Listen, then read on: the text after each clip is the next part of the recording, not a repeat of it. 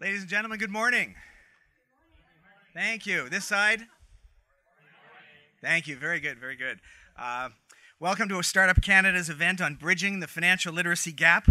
We're broadcasting live from the Microsoft offices in Ottawa, Ontario, to more than 300 Canadians. So we're here live in the office, and we're live across Canada on the internet. And that doesn't mean nobody's watching, because they are. They had to sign up and get in. So we know they are, and they're going to be part of the program as we go on today. My name is Rick Spence, and I'll be your MC today.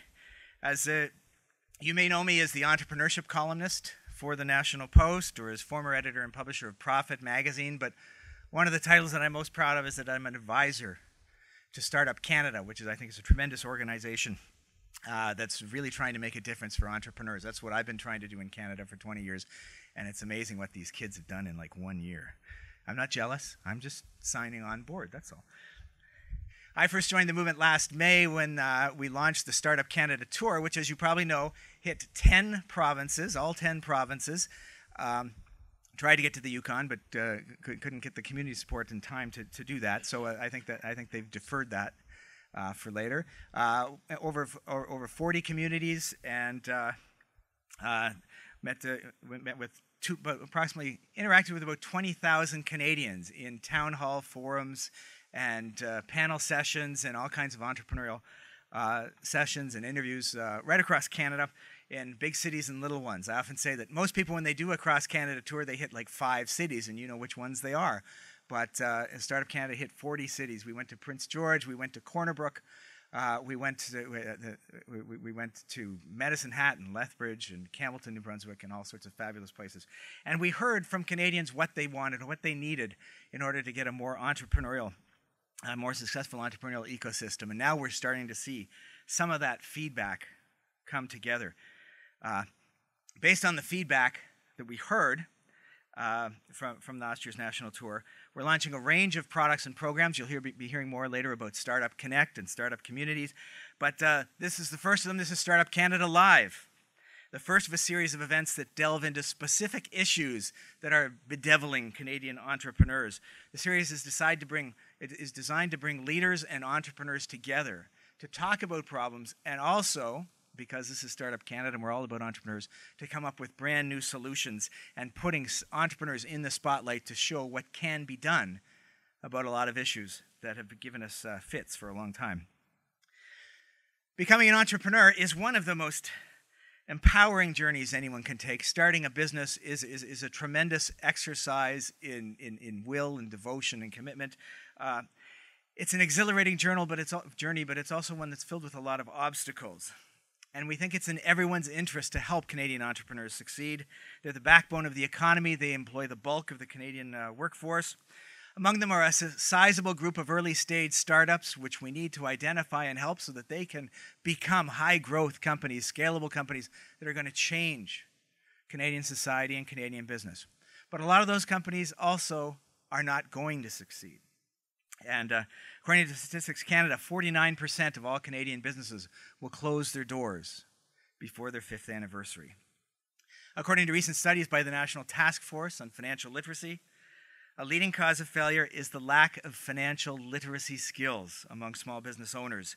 In its report to the finance minister, the task force recommended numerous action plans, such as appointing a national director of financial literacy, integrating financial literacy into the public school curriculum, workplace training, and the provision of tools through not-for-profit channels. So a lot of ideas that have come up. Overall, the message has been that much greater attention needs to be devoted to educating consumers about financial literacy to help them navigate turbulent times. But the task force didn't spend a lot of time talking about the need for more financially literate business owners. We need to make sure that our entrepreneurs have the financial knowledge and skills and tools and resources that they need to succeed. This is the basis of a survey recently completed by Intuit that has been the catalyst for today's keynote presentation, our debating panel, and the entrepreneurial pitchers that are coming. So just before we get to all of that, there are some thank yous to make, and I specifically want to thank Intuit, our presenting sponsor, for making this day possible. I also want to thank our gracious host, Microsoft, for sharing this fantastic facility with us today. I also want to thank the partners and sponsors of Startup Canada and of this event. Thank you to Gowlings, Microsoft, and Ernst & Young, Startup Canada's founding platinum sponsors who have supported our grassroots initiatives from day one. Thank you also to Telfer Executive MBA, KA Media, Arctic Promotions, Publiair, Canadian Youth Business Foundation, Canadian Economic Education Foundation, and Mars. That would be the Innovation Center and not the planet. For making this event possible, we also thank our exhibitors, Canada Business, the Canadian Innovation Commercialization Program, Gowlings, and CYBF. So thank you all for sharing in this discussion, in these very important deliberations today. In advance, I also want to thank our panelists and our pitchers. They're going to give you a very interesting day, share a lot of interesting insights with you, and maybe make you get a little bit hopeful about the situation. So we're excited about that. Last but not least, we want to thank the Startup Canada volunteer team who have really come together to make things go ahead. So thank you to everyone. For those tweeting today, and back when we were in Corner Brook and someplace like that, there weren't a lot of people who were tweeting for us, but we know there are tweeters here. So the hashtag for this event is StartupCanLive. StartupCanLive. So if you hear something good that you want to share with everyone else or get involved in the debate, follow StartupCanLive. And we're broadcasting live to more than 300 Canadians from coast to coast, and our live session is being accompanied with chatter both on the live stream and on Twitter. So be sure to get involved in the social media part. So to kick things off this morning, first thing I want to do is welcome to the stage Sophia Long, Executive Director of the Telfer Executive MBA Program and a Startup Canada advisor, to welcome you officially on behalf of Startup Canada. Sophia?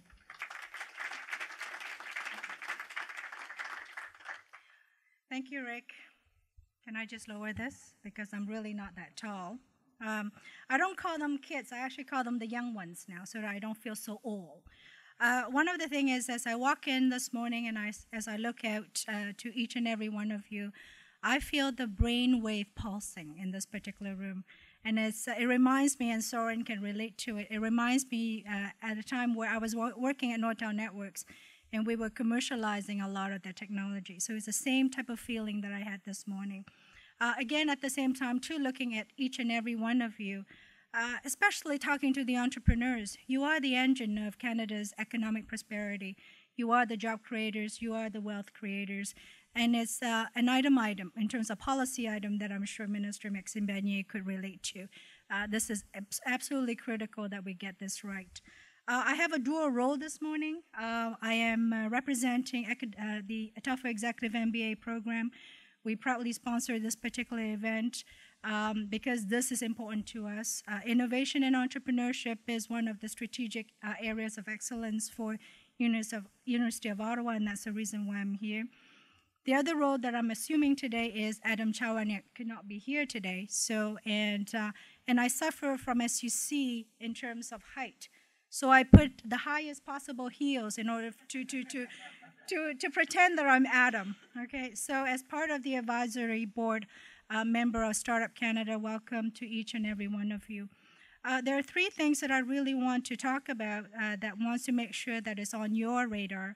And it's something that both Startup Canada and also Telfer Executive MBA program is extremely focused on. This is building a viable and compelling innovation and entrepreneurship ecosystem for Canada. I've had the privilege of spending a lot of time in Silicon Valley. I've also had privileged time to spend with individuals in Israel. And they have an opportunity to brand themselves very effectively because of three things. Number one is knowledge sharing and collaboration. And I think that's one thing that we have to do better in Canada. I believe that entrepreneurship is about competition, but more importantly, it's about sharing of ideas. I'm a firm believer, and based on my experience in Silicon Valley and Israel, to truly believe that collaboration, knowledge collaboration, actually affords us with better ideas and better opportunities in the marketplace. Every single time that I have a chance to be in Silicon Valley, I walk on the streets, people are talking about ideas. They're sharing ideas. I was just in Tel Aviv and also in Haifa. They talk about ideas. They collaborate. And out of that, poof, come better ideas. And I think we have to do better of that, and Startup Canada is providing us with the platform of doing so. Number two, second item that should be on the radar is relationship building and networking.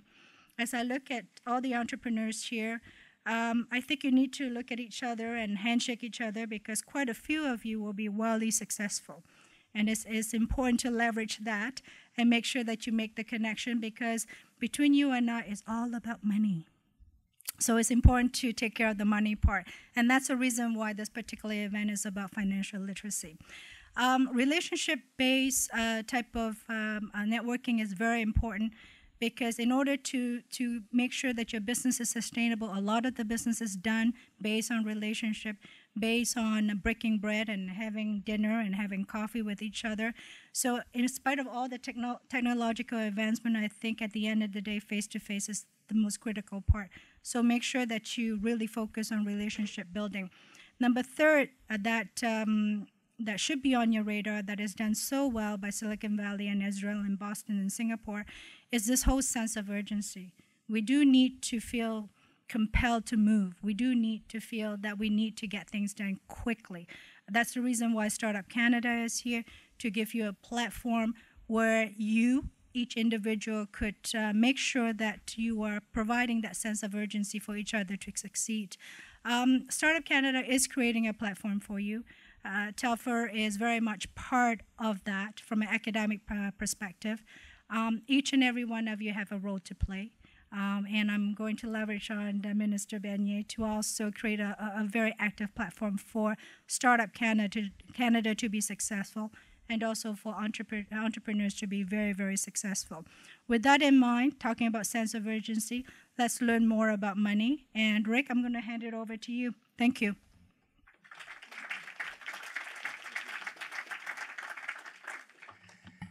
Thank you, Sophia. It's all about the money. And of course, we spend a lot of time in entrepreneurship talking about spirit and passion. We were talking about that just earlier here. But of course, the money is so important because I ran a magazine called Profit for 13 years.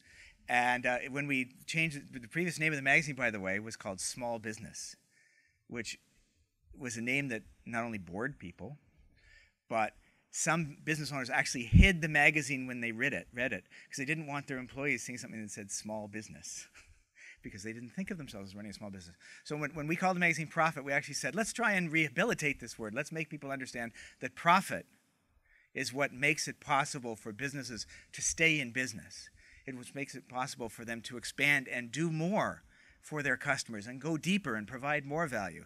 Profit is the key there, and so it's absolutely essential we get people to understand this and help them to make more of the profit that allows them to stay in business and work their entrepreneurial magic.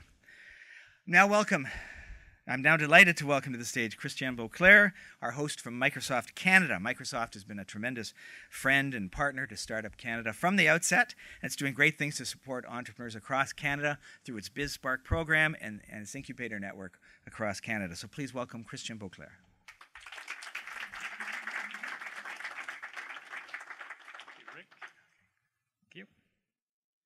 Okay, I have to wear the glasses, unfortunately. I'm at the age now that I have to have glasses. Thank you and welcome to Microsoft Canada. I do want to welcome every one of you here because I think this is very important for Microsoft as well to be part of this program. Microsoft BizSpark is a global program that we have that helps software startup get very successful by providing them with software, with visibility, and with support. Part of that support is through a great network of industry partners that we have. And I'm really delighted to mention that recently, in the last month, we've opened 3 Windows 8 labs at 3 of the major centers in Canada. So we've opened one in Launch Academy in Vancouver. We've opened one on the Planet Mars, the Mars Innovation District. So we have a venue there as well, and also at Nutman House in Montreal. These labs are there for providing devices and industry and Microsoft engineers to some of the startups that are either at the venue itself, part of the cohorts of the program, or they can come anytime and drop in and just play with the devices as well. So that's a great example of the work we've been doing with the incubators and the accelerators across Canada. We're also very proud to be a founding sponsor of Startup Canada that celebrates entrepreneurship in Canada. We believe fundamentally that it is critical that Canadian enterprise rise up and show what they can do. We believe we have a very strong technological backbone, if you want, in Canada. We've had some great enterprise that came from Canada, and we believe as a company that investing in those startups and helping them succeed is very critical as well for them. So thank you again for coming to our little MPR or multi-purpose room today. Now it is also my great pleasure to introduce Minister Bernier. Maxime Bernier is Canada's Minister of State for Small Business. He was first elected to the House of Commons in 2006. He was re-elected in 2008 and 2011. In February 2006, Mr. Bernier was appointed Minister of Industry Canada, and in August 2007, he was appointed Minister of Foreign Affairs. Minister Bernier is a lawyer with a bachelor's degree in commerce. He was a member of the board of the Montreal Economic Institute and is a member of several charitable organizations. Please welcome Minister Bernier.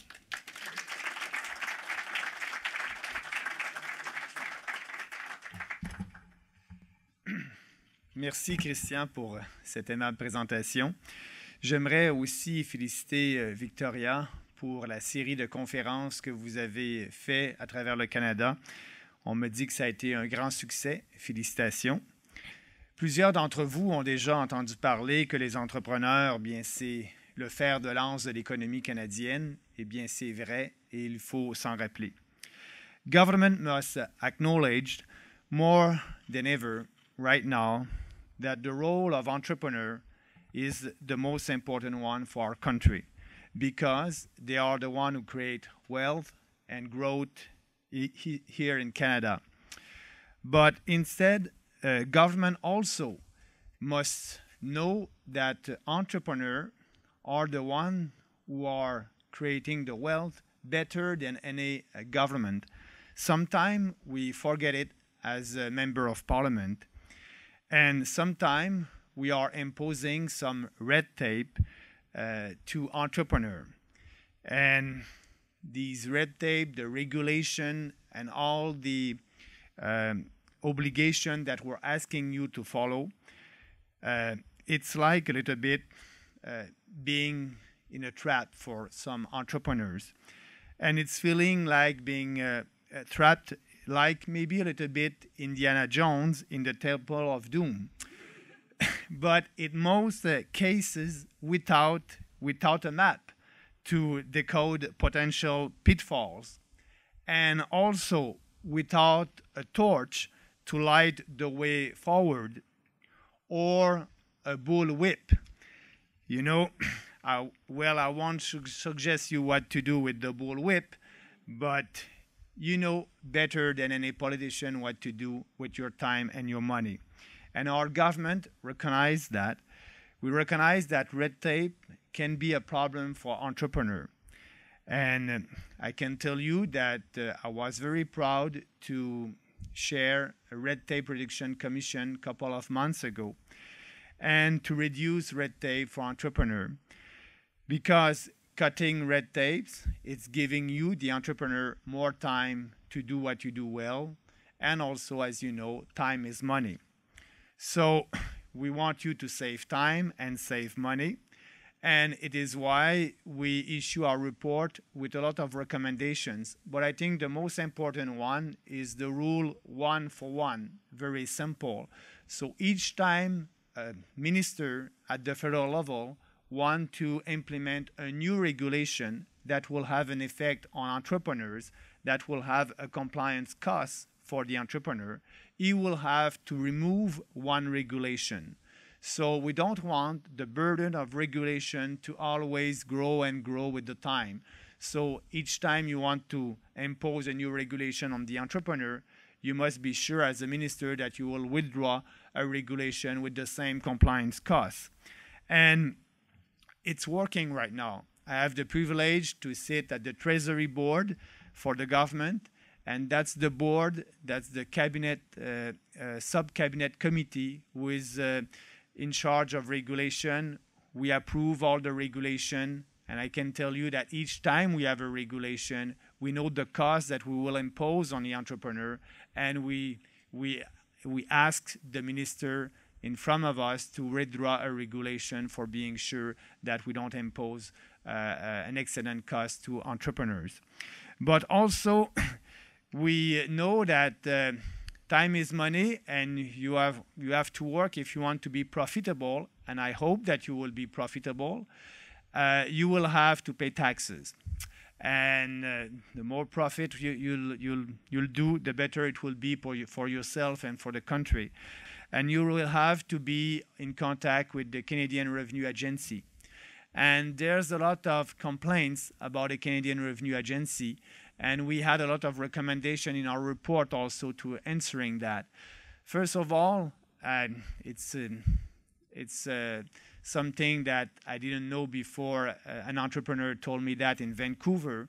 If you want to have an interpretation of the legislation concerning the tax legislation, when you call the Canada Revenue Agency, first of all, you didn't know what's the name of the person, and you can call back the same agency 2 days after and having another answer different than the first one. So now I think we asked the Canadian Revenue Agency, it's in force since 2 months ago. First of all, the agent who will answer the question will have to give his name and speak to you, because we want that person to be responsible of what she or he will say to you. And also, if you write to the Canadian Revenue Agency you want to have an information about an interpretation of the tax code, you will receive a written answer in 2 weeks. So that's a little bit normal for somebody who's doing business, but it was not normal for the Canadian government. So at least it is right now. What I want to let you know, there's a lot of entrepreneurs who need to have mentoring. And I think Startup Canada, it's a place for exchanging ideas and all that. What we can do as a politician at the federal level, and what the government can do to help entrepreneurship, I think it's to speak a little bit about entrepreneurship, and also to be sure that I heard the profit, and sometimes when you're speaking about profit in Canada and being in a capitalist society, it's a good thing. When a company is profitable, it's because a company offers goods that consumers want and they're ready to buy. And the more profit a company will do, the more goods they will sell, and they will please a lot of persons. And I think it is why at the end of a transaction, each time you have a transaction with the consumers, at the end you say thank you, because they're offering a service to Canadians. And I want young entrepreneurs to be successful in business, to make a lot of profits, respecting the law and the property rights, but to make a lot of profits, to be able to reinvest these profits. And it is why we don't want to tax too much profits. We lowered the corporate taxes from 21% to 15%, and I think we have to do that also in the future when our budget will be balanced. So having in mind that you know better than any politicians or bureaucrats in Ottawa what to do with your money. So I'm very pleased to be here today, because it will help entrepreneurs to be profitable first and to be successful.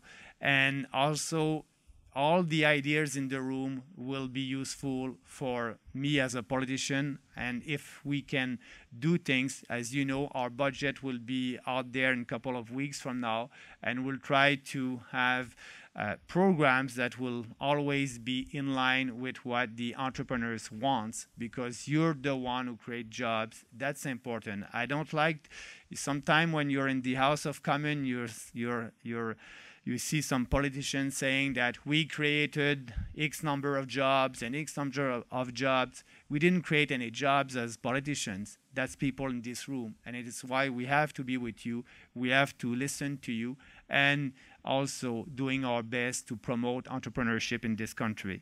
So thank you very much for having me today. And I wish every young entrepreneur success, and I hope you'll be profitable in the near future.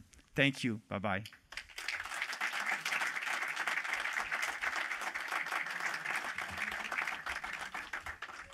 Thank you so much, Minister Bernier. And I can't tell you how important it is to have someone who understands entrepreneurs in this file and someone who's committed to action and really reducing the red tape, making it easier to deal with government and supporting entrepreneurs and understanding what they need. So we really appreciate that. We also appreciate your support for Startup Canada because you joined the tour in a couple of cities last year, and we really appreciate all the things you're doing to support entrepreneurs through Startup Canada and beyond. Unfortunately, Minister Bernier can't stay for the entire program today, but I know he's staying and looking forward to our next presentation, which is the keynote presentation that we're here for. So I'm delighted to introduce our keynote speaker, Jeff Cates, Managing Director of Intuit Canada. He's had more than 17 years of experience in business development and management roles. Jeff has led consumer and enterprise divisions for companies such as Hewlett-Packard and Apple Canada. Jeff will lead Intuit's strategic growth and its go-to-market strategies for small business and consumer offerings while championing Intuit's ongoing commitment to innovation. Intuit Canada, as I'm sure you all know, it's a leading provider of business, financial, and tax management solutions for small and mid-sized businesses, consumers, and accounting professionals. It's a very innovative organization that I've written about several times simply because they make innovation a part of their DNA down to the very core of the company, and it's something we can all learn from as well as learning from using their products. Intuit has employees across Canada and offices in Edmonton and Mississauga, Ontario. Please join me in welcoming to the stage Jeff Cates, Managing Director of Intuit Canada.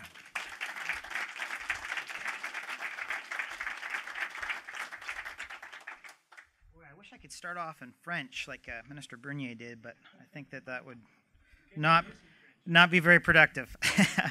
I want to thank you for all coming today. It's an honor to be here. First off, I would like to say a special thank you to Minister Bernier for his time and effort. You're making a great impact overall in Canada. The federal government has brought a new focus to the issue of financial literacy. Initiatives such as the Task Force on Financial Literacy and the legislation to create a financial literacy leader are vitally important steps to move this cause forward. These initiatives are necessary focus required to make financial education a core resource that we can build the Canadian economy off of.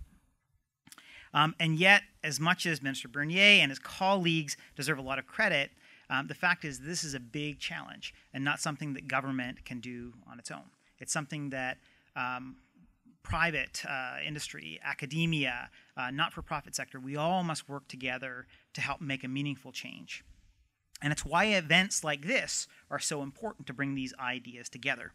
Now, it's not that easy to bring so many people together to focus on one cause, especially one like this. And so I want to take a quick moment to say a special thank you to the woman that really made this all possible today, this event.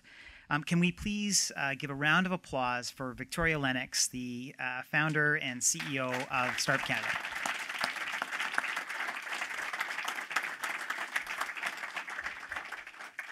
Victoria has given a new voice for entrepreneurship in Canada. Like the best entrepreneurs, she has a vision, she has a passion, and she's all behind bringing her cause forward. The first time I met Victoria, some of the folks I was with basically said, get ready.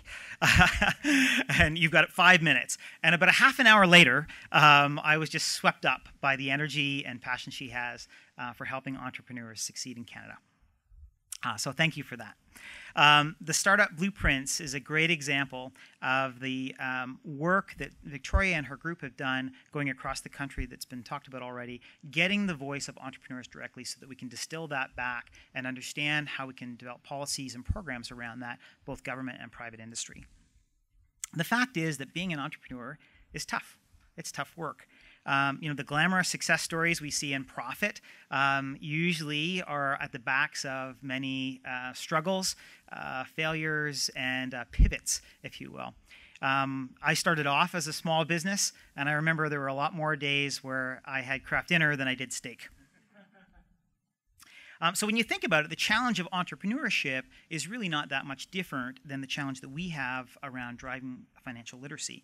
It's not obvious, it's not easy, this challenge that we have before us, and it will take people with bold determination and a bold view to help see it through. And so it's going to take people like Victoria bringing us all together, putting our thoughts together, putting our minds together to not focus on the problem, but focus on the solutions that will help us move the cause forward. And so that's why I'm so excited to have the distinguished panelists that will be up later today, as well as the startups giving us new ideas. I'm sure we'll have a productive and fruitful conversation. While I have the floor, I'd like to talk a bit about what Intuit has done in terms of research and some of the things we're doing coming up focused on financial literacy. When we saw the stats around how many companies are struggling to be successful past that 5-year mark, I think maybe Rick had said 49% will fail. We looked at it as the half glass full and said 51% won't fail. No matter how you look at it, the fact is that's a pretty high ratio. And so when we look at that, that's, I'm sure we can all agree, a lot of business failures, but a lot of ideas that won't see the light of day. Not necessarily because they're not good ideas, more so because businesses don't always have what's required to be successful over the long term, in particular around financial literacy. And so our purpose is really, as Intuit, to help small businesses succeed. Our whole goal is helping small businesses start off on the right financial footing to ensure that they're successful, ensure that they can have profit, the reward for doing a good job. And so when we looked at that failure rate, we said, hey, this is a cause that we should dig into. And over the last 6 months, we've done 2 particular reports looking at what's behind that financial management challenge that small businesses have. Our first study found the majority of small businesses start off with less than $5,000. In fact, 58% are less than $5,000. Now, $5,000 is a shockingly small amount of money to start a small business off of. And what's interesting is that most of those starting off are doing things like using personal lines of credit or racking up credit cards or drawing lines of credit against their house. And so there's a lot of risk associated with that seemingly small amount getting their businesses started. But not surprisingly then, that the number one thing when we ask small businesses, if you were to go back and do it again, thinking back about that first year, what would you do differently? What can you teach other small businesses as you reflect? And the number one thing that they said was that they wish they had spent more time before they got in business, before they put the shingle up, understanding financial management skills. In fact, it was the number one thing before some other pretty important things like establishing a business plan, getting a mentor, and getting professional business advice. All other 3 things, really top things that came out. So if there's one message from that initial work that we did, it's that getting the initial capital in many cases is not really the core challenge. But almost all small businesses, once they get started, they'll realize the challenges of managing cash flow and the importance of financial literacy. So our second research that we did really focused a little bit further in terms of understanding what was behind that first year experience. And so we wanted to get an understanding of that financial acumen, if you will, of small businesses in Canada. So we went out to about 500 small businesses across the country and gave them a 10-point quiz. And we asked them questions like, what is the role of the balance sheet? What is the definition of accruals? How can short-term cash flow be improved? And the results show that there is a clear financial literacy gap in Canada. Only 2% had a score of 9 or 10, considered great. 16% had a good score. 39% had a passing grade, 5 or 6. Not great for what I would give my kids. And 44% failed. So not only did it show that there was a gap, it showed that there's a likely reason for that. When we asked small businesses, how many of you went out and sought out professional help and tools when you started off? Only 1 in 10 actually went out and got help starting up their small business. And so our study found that there's both a clear skills gap and a gap in awareness of how real the problem is and how to solve it. Now, it's not all doom and gloom. What's interesting is when we ask small businesses, do you have an interest in building out your financial management skills? That was a clear, oh, yes. There's a bit of a, we don't know what we don't know. But we know where we'd like to learn. We'd like to learn from professionals, in particular accountants. So 42% that they would like to learn from accountants. They'd like to learn from other small businesses. It's about 23%, I think, said we want to learn from our peers. We want to learn from mentors that were also small businesses. And just over 20% said they want to go online and learn through things like webinars or online topics. So what's encouraging is that they want to learn. What's also encouraging is that they see a direct payoff when they do. And so what we found is those that had an advanced understanding of financial management skills, as they categorized it, are 5 times more likely to use financial management software or help from an accountant, tools from an accountant.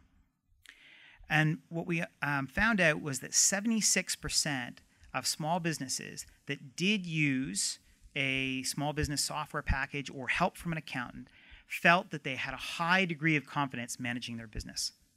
Whereas only 16% of those that are using pen and paper or manual methods could say the same thing. So that we know that from our 2 studies and from that research that things like getting that help up front, investing in the right tools, things like QuickBooks, will help to ensure that they're successful. But it's not the only thing. It's not the only answers coming out of the studies, and we certainly recognize that. This is a big challenge for all of us, and it certainly requires lots of us to think about where we engage with small businesses and how we can help them. Today, we're announcing that we have a special partnership with the Youth Business Foundation, Canadian Youth Business Foundation, and we're going to try something new. Recognizing some of the research that came out, we are going to give the entrepreneurs, as part of that membership, access to QuickBooks Online, our online cloud solution, to give them the tools to help be successful. But furthermore, we're launching this Trailblazers program that will focus on a small number, 15, of small businesses, where we'll not only give them the tools, we'll match them up to our accountant network to give them mentorship to be able to help get them started. So we give them the tools, we give them all the great tools that Youth Business Foundation already provides, and then we give them accountants to really help get them started. And we're going to use that to help get experience directly from the entrepreneurs that are in the program so that we can take that back and develop new programs and new ways to educate them on financial literacy. So I'm really excited about that because what we've learned is learning from small businesses is really the answer. It won't come from the top down. It will come from entrepreneurs themselves. So that's one example of one thing that we're going to do. Anxious to see what comes out of it and where we go from here. I'm really excited and looking forward to the discussion with the panelists later today and with the startups that will give us some good insights later to see what other good ideas come out of this that we can all work together to help drive financial literacy in Canada. Together, if we all work together, in particular with government, not-for-profit, as well as industry, we can help raise that success rate of small businesses in Canada. Thank you.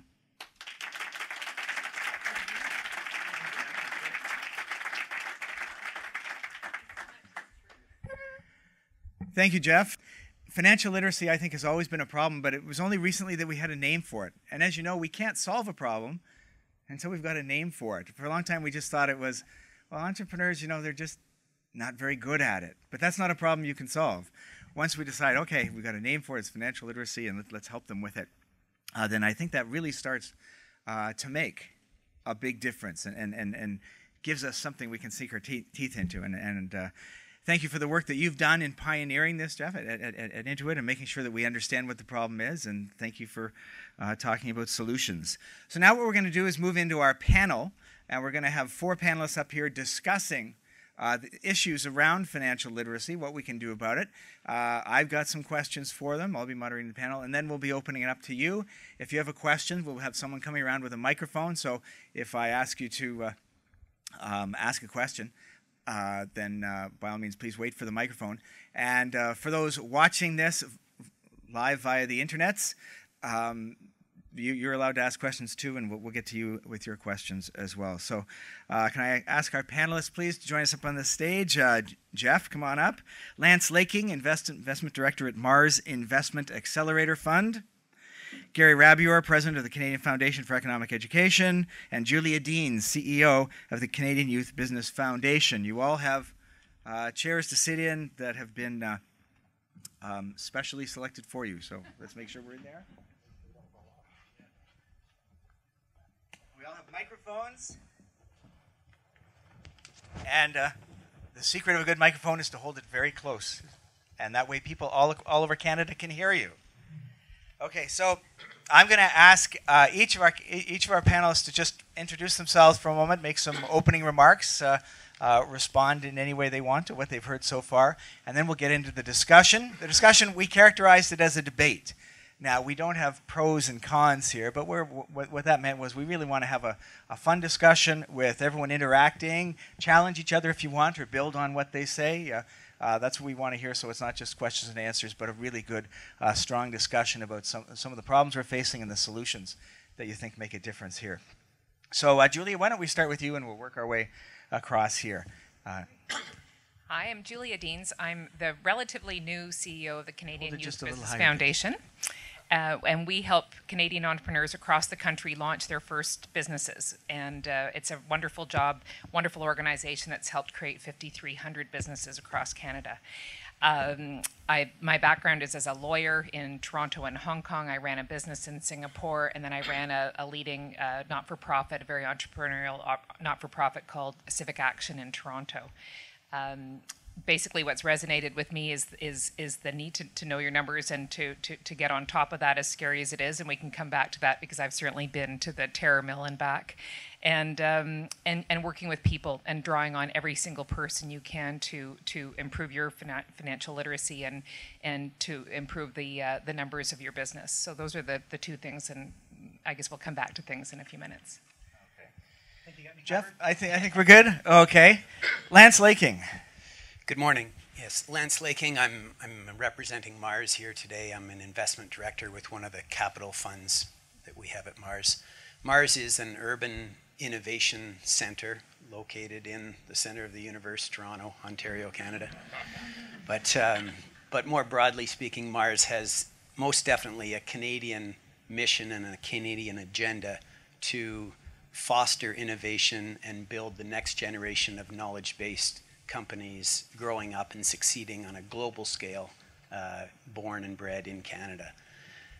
So from my lens, I work with a host of early stage companies as a mentor and as an advisor, and then also on the capital side where Mars drives, I'd say, a convergence agenda where you have invention and intellectual property and the technology piece. You have the business piece in partnerships and collaboration and the smarts of going to market, and then you need show me the money, the capital piece. And so you have to have those three pieces together working to drive the next generation of successful businesses, and that's what we play at day in, day out. And Lance, you have a background in business. Just tell us a little bit about that. So a little bit of an anomaly in terms of a technology guy being involved with a number of startups and growing a number of businesses, in that I wasn't that geeky head, pointy-headed physics guy, code crunching software guy. Not to say that that's not a bad thing, it's a great thing. But I came at it from the business angle. So I have an economics and actually an accounting background. I'm a chartered accountant by profession, but decided that I liked the grass on the technology company side of the fence. So. Okay, great. Thank you, Lance. Gary, tell us about the lens you're seeing this issue through and what you're doing at CFE. Yeah, my name's Gary Rabior. I'm president of the Canadian Foundation for Economic Education. I've been with the foundation since 1978 and running it since '81. So Many years have come and gone. Interestingly, we work in both fields. We work in entrepreneurship education, or enterprise education, as is often referred to for young people as we try to instill those areas of skill, and also financial literacy. And there's a lot of interesting parallels between the two in terms of the challenges we face, because entrepreneurs are not unlike most Canadians. Most Canadians suffer from a lack of financial literacy, and it's an interesting challenge. But we got involved in entrepreneurship education back in the late 1980s when we wrote the first entrepreneurship courses for the province of Ontario, when entrepreneurship was hardly mentioned in the schools. There are now courses, I'm happy to say, in all the provinces across Canada, and an increasing interest in trying to teach entrepreneurship, and particularly to inculcate enterprising skills. We're also working with 3 of the provinces to integrate financial education into their core grade 4 to 10 curriculum. And so we see it from both sides of the fence, and yet interestingly, a tremendous number of parallels and similarities between the two. Perfect. Okay, thank you so much. Okay, we're going to launch into the first question. I think we'll start with Julia, and the first couple questions we'll ask everyone to add something. Then after that, we're going to get into the free-for-all. And anyone can just speak up, and whoever can hold his microphone highest wins. Okay, so I guess I want to look right now specifically at startup entrepreneurs, because that's what Startup Canada is all about. Are there any specific things that you can see that we need to do more of in order to help make sure that the people who are starting businesses are starting it with a higher level of financial understanding and literacy, and that they have the right tools? Now, Julie, we've heard a little bit that you're starting to make this happen at CYBF, but tell us a little bit about what you hope that's going to accomplish, and then look beyond. What can we do for all those people who don't associate themselves with an organization like CYBF?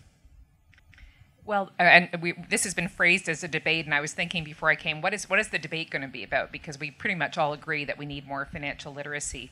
The debate may be that I think that everybody needs to be more financially literate, and that whether you're going to open your own business or not, you need to be both entrepreneurial, because we're all going to be selling our skills forevermore, but you also have to have financial literacy and understand how numbers work for you personally or not. So I think there are a couple of things that jump out for me. One is the work that Gary does with getting financial literacy into the schools. I think it has to be something that's part of our education system. It has to be something that parents talk to their kids about and model for their kids. It has to be something that we tell the stories about. So if you come to CYBF, you can see a lot of stories of people who've started the entrepreneurial journey. Many people come to us who don't have a business plan or many financial literacy skills. I think we found that it's about 10% of the people who come to us have understanding of financial fundamentals.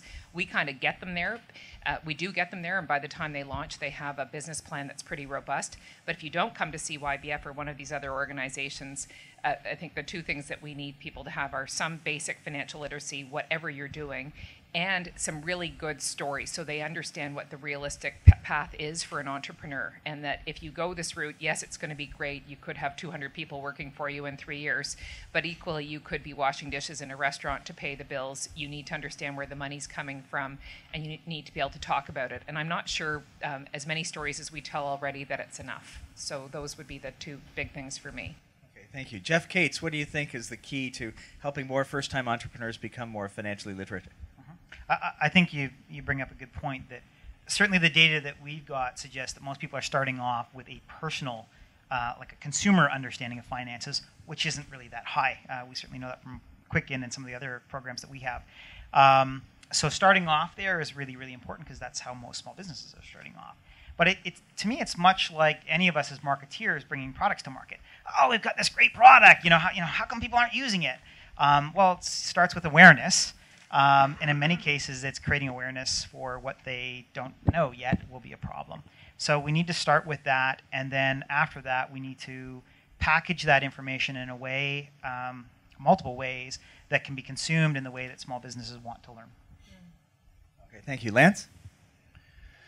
I think, to help as many entrepreneurs as possible with financial literacy, I think it roots back to the education component, and it'd be more the one-to-many than the one-to-one mentorship that can be learned there. So I think there's a requirement for every entrepreneur, if they're going to put their stick on the ice, that they realize that it's a core requirement for their success, and that they load themselves accordingly.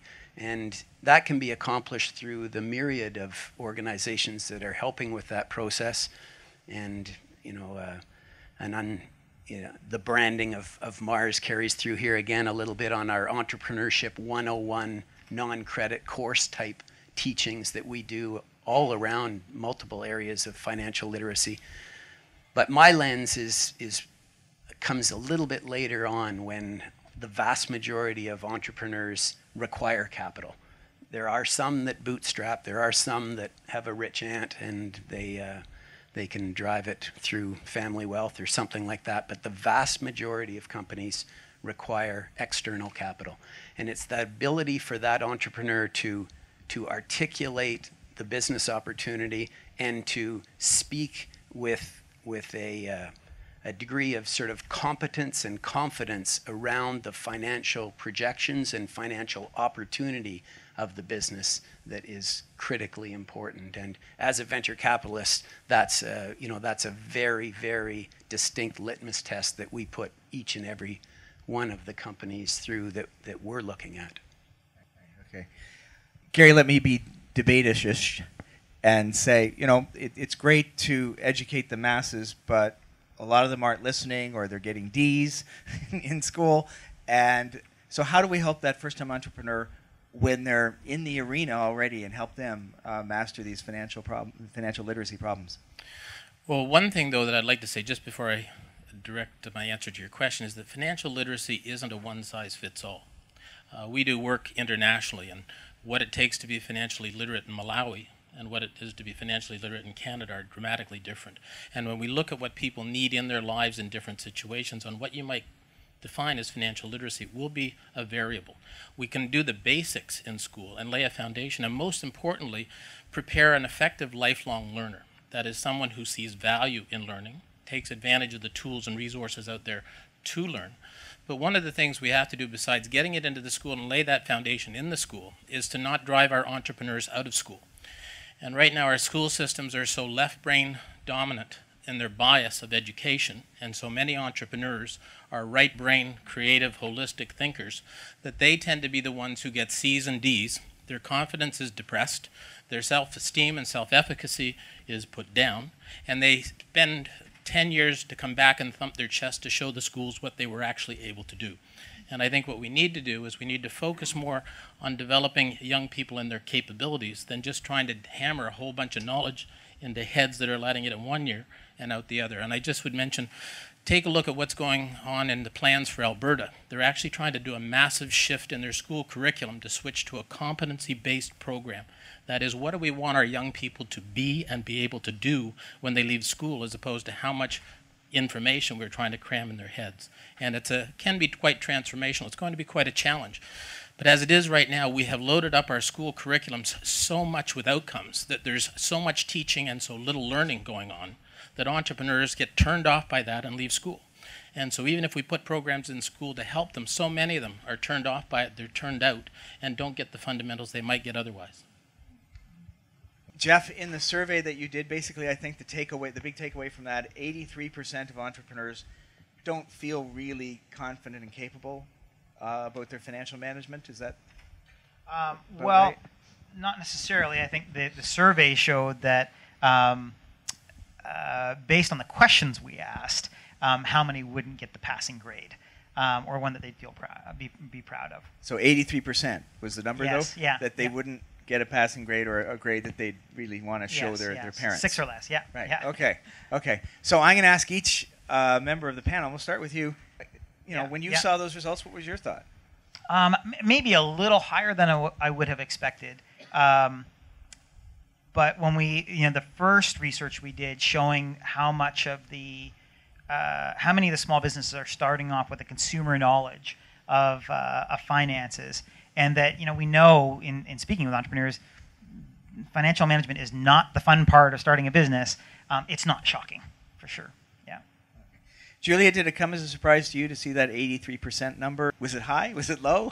I think it was pretty in tune with what we see. It might have even been a bit low. So as I said before, we see 10% of the young entrepreneurs coming to us don't have anything more than basic financial fundamentals. 4% of them only have cash flow plans. That's a very small number. So, we work through on that, but it tells you people are coming with passion. They're coming with ideas, not necessarily with a holistic view of what it's going to take to launch a business. So, but the good news is, what you want to know is, can we convert that 83% into 83% that actually have the fundamentals and are in a better position to launch? And I think the story we'll hear this morning is hopefully yes. Yeah. Okay.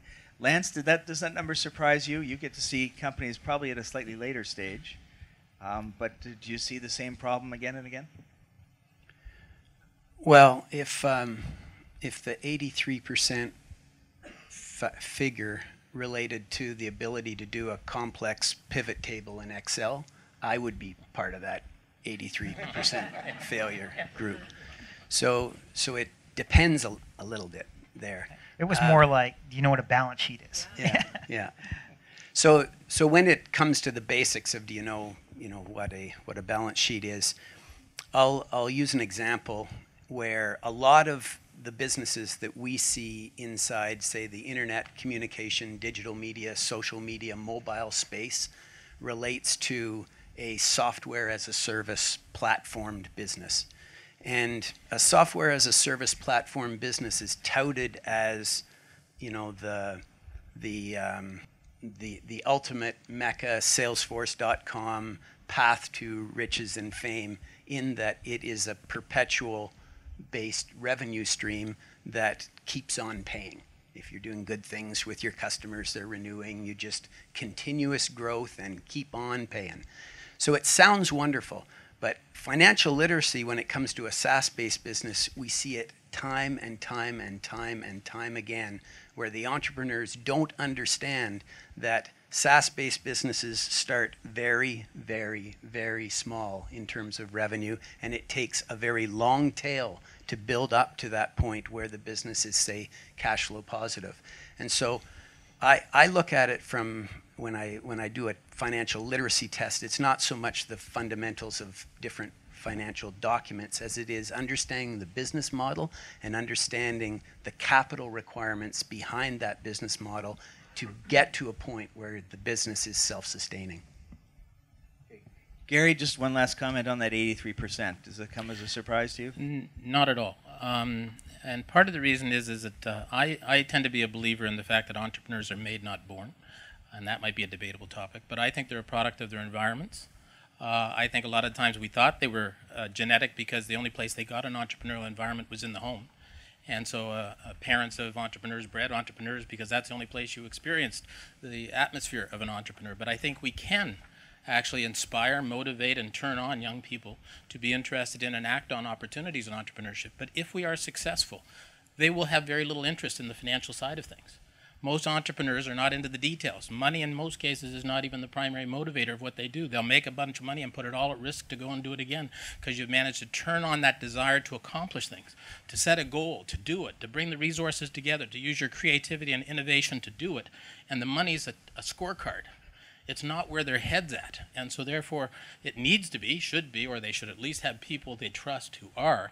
But is it surprising that that's not where their head's at? Not to me at all. Okay. Question to throw to anyone if they want to take this one on. We read so much, and the media, and I sort of represent the media, they have to take some credit for this, but a lot of people these days think with this new technology, internet-based economy of ours, that what you need is just really good technology or really good marketing or social media, and you can create a business around it. Have these new tools, which are so powerful and so empowering for so many entrepreneurs, have they taken some of the luster away from the very workmanlike job of understanding your finances?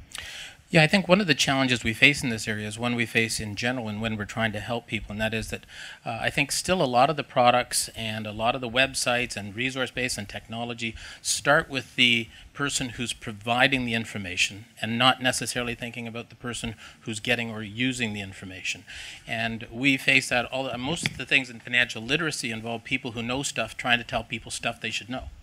And it doesn't work, because we actually argue for the term financial capability rather than financial literacy, because it involves knowledge, skills, and behavior. And ultimately, you're wanting people to act differently. And we somehow feel the solution is, geez, if I could just get in front of that class and tell these kids everything they need to know, these kids will be good for the rest of their life. And the reality is, if you haven't engaged them, if you haven't connected with them, if you haven't learned what is in their life and what they need, it'll be all for naught. And we have spent millions of dollars in this country building resources, tools, books, and websites that have taken paper to pixels, and people don't use them and whatever, because we make it so voluminous. Part of the problem we have in financial literacy is we have to take a massive world of financial information and education and put it into a contendable size that a learner starting out will feel motivated to want to learn rather than overwhelmed and shut down. Okay, Gary's kind of anticipated my next question, which is that some would say that there are a lot of tools, a lot of resources that governments, nonprofits, and even businesses have put in place to help people with financial capability, financial understanding, financial literacy. But obviously, they're not taking sufficient advantage because survey results like this show that we're not getting through to them. So any other thoughts? I guess we've heard from Gary on this one. On any other thoughts on what's out there, why it's not engaging people, and how we might help really make that connection again? I would just go back to what I said earlier, is that in many cases you don't know what you don't know. And so if you don't have an understanding of how important it is, such a critical role understanding your finances is, and the role it plays in making sure you're successful, then you don't think about what work needs to be done ahead of time. I do think that educating early and keep seeding that idea is important. But I think part of this, part of the answer means that once businesses get started and they realize, okay, yeah, I need to pay attention to this, that there's a strong support network there to help them out. And that could be resources online, but I think a lot of that will come through associations, come through mentorship programs, in particular mentorship programs, to help small businesses learn from small businesses. Okay. Anyone else? Julia. Yeah, I'm I think 7th week in my new job, but I've been meeting young entrepreneurs across the country who've worked with us, and they all say, I wanted the money to get out of your doors and just go. But you don't get the money until you have a mentor and you've met with them and you're going to meet with them for 2 years. You don't get the money till you have a business plan, and it drives them bananas. But they I can completely get that. But the sorts of things they say now, 2 or 3 years on, are they say things like, it was the quadruple bypass surgery I didn't know I needed. And you almost have to force their hands to the fire to go through these things. But they say, I would not be sitting here if I hadn't had a really good cash flow plan, if I hadn't had this mentor saying, what the heck are you doing? Or, look what happened to me. And is that employee really an employee or a contractor, or all those sorts of things. So we're very, very single-minded as entrepreneurs when we start up. But if we can figure out ways to really get people to the table, maybe it's like we do, where you don't get the money until you're there, but it's also saying, look what your success rate can be if you do these things. And I think that's the other side of the storytelling is if you do have the financial plans in place, if you do have the mentors around you, if you have the professional advice, your chances of succeeding are X% higher. But how much more successful can you be if you take the time to do this now? Lance, you got a thought on this? Well, again, if the entrepreneur is using their own money and they don't arm themselves and educate themselves properly, and they blow up and burn and die, shame on them. I mean, that's the hard facts of it. As soon as that entrepreneur goes into the capital market and pursues private equity and is able to articulate an opportunity that wins over an investor, and that investor invests in the company, then the rules change right at that point, forever and ever, all men going forward. And so the rules then are such that that entrepreneur has a responsibility to other shareholders and investors to provide a return on investment, to provide proper stewardship of the invested capital, to understand in detail what the runway is. You'd be amazed how many entrepreneurs don't really understand the concept of runway. And to be able to have a sane capital strategy that works into all the realistic business assumptions, builds in runway, and understands when I have to raise money again. Because it's not necessarily that first raise of capital where you sometimes get a little bit of slack given, and if you're a technology founder, you're probably the investor is coming in with a heavy weighting on the technology and the market as opposed to that entrepreneur's financial literacy score, to be honest. And but it's that second round of capital that is critical, and if that entrepreneur does not have a solid financial literacy game, then they're in trouble. If you see, Lance, I'll just keep on with you for a sec. When you see an entrepreneur who comes in who needs a little bit of extra help, remedial help on the financial capability, what do you do for them? Is there a place you can send them, a tool you refer them to, a book you throw at them? How do you help them close that gap? Well, the one color that I'll paint around this is that I think that financial literacy is joined at the hip very closely to legal literacy. And in that, I mean, again, from a private equity perspective and raising capital, the entrepreneur not only has to understand, financial projections and business model and be able to articulate, revenue, gross profit, operating costs, all that sort of thing, but that entrepreneur has to understand a pretty complex landscape of private equity in terms of investment structure, whether it's subordinated debt or some form of a preferred share or some form of a common share investment, and what does that type of investment do in terms of cash flow requirements? What are the legal obligations against that? What are the implications of a liquidation preference of a pref share over their investment, and all these things that is really a very closely tied into financial literacy, but has a very strong component of legal understanding to it. So my advice would be to certainly have a strong bench of advisors around the company, so proper accounting and tax advice. There's so much non-dilutive capital available if you're aware of it and can access it. And so you have to have a good bench of advisors, and that includes great corporate legal counsel. So. Okay, thank you. A reminder, we're happy to take questions from the audience. We can barely see you because of the lights, but we'll do our best. Out on the internet, we can see you. There's one fellow right here. Okay, so put up your hand, and we'll direct you to, microphone to you, and if you please stand up. And if you want to address the question to any individual panel member, that's okay, or just to anyone who wants to answer. Yes, my name's Mike Fletcher. I'm with Highspin Consulting.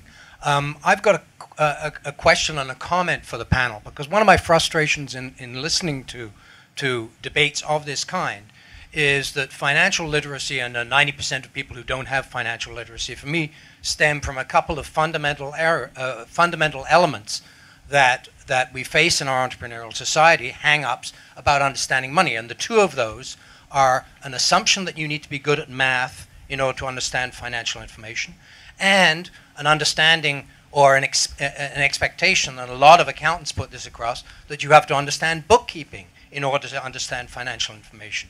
And neither of those are necessary. But in 15 years of training, I have 70% of my class who will have one of those two hang-ups. And that's the problem to me, to get to the tools and all of the things you're talking about.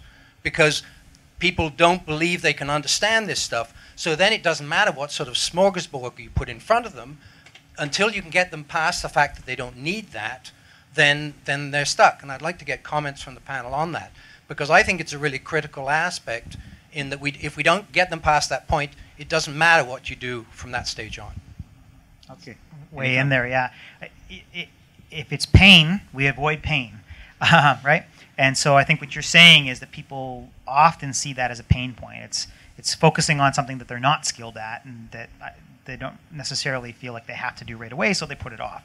And so I agree that two things. One is that establishing that relationship with an accountant that can help bring you along is really important, because I don't think that just comes overnight. And two, and this is self-serving to some point, but using tools like QuickBooks that's kind of in a layman's language to help get you into past the accounting, the bookkeeping portion, and into more of the data to understand the insights, what's behind your finances is really important. Yeah, I think part of what your comment gets to is about the way the world is versus the way people wish the world was. And the reality is that in many cases the world is just the way it is, and it's not going to be different, and we have to accept it and we have to understand it. If people aren't behaving or doing things in the way we think is best even for them, we have to start by thinking about why they do what they do, rather than what we could do to make them do differently, because if we don't start with why they're doing what they're doing, we can't get them to act differently. And the reality is, to get to your particular point, is math is taught worse than any other subject in school. Partly because it's the hardest subject to teach. There's no blame on math teachers, but I did my degree as a teacher too, and I took 1 year of learning how to be a teacher. And to teach math and the concepts and the abstracts that go into the thinking about it turn kids off, and we're doing a bad job of it. And as such, we live with the legacy of your point that they don't think they can do it, even though they should do it, and we have a gap in the middle. I mean, here we are, closing the gap or whatever it is. That's the reality. We have to deal with the reality they don't think they can, the reality that they should or have to, and what do we do to close that gap? Because your point is well taken.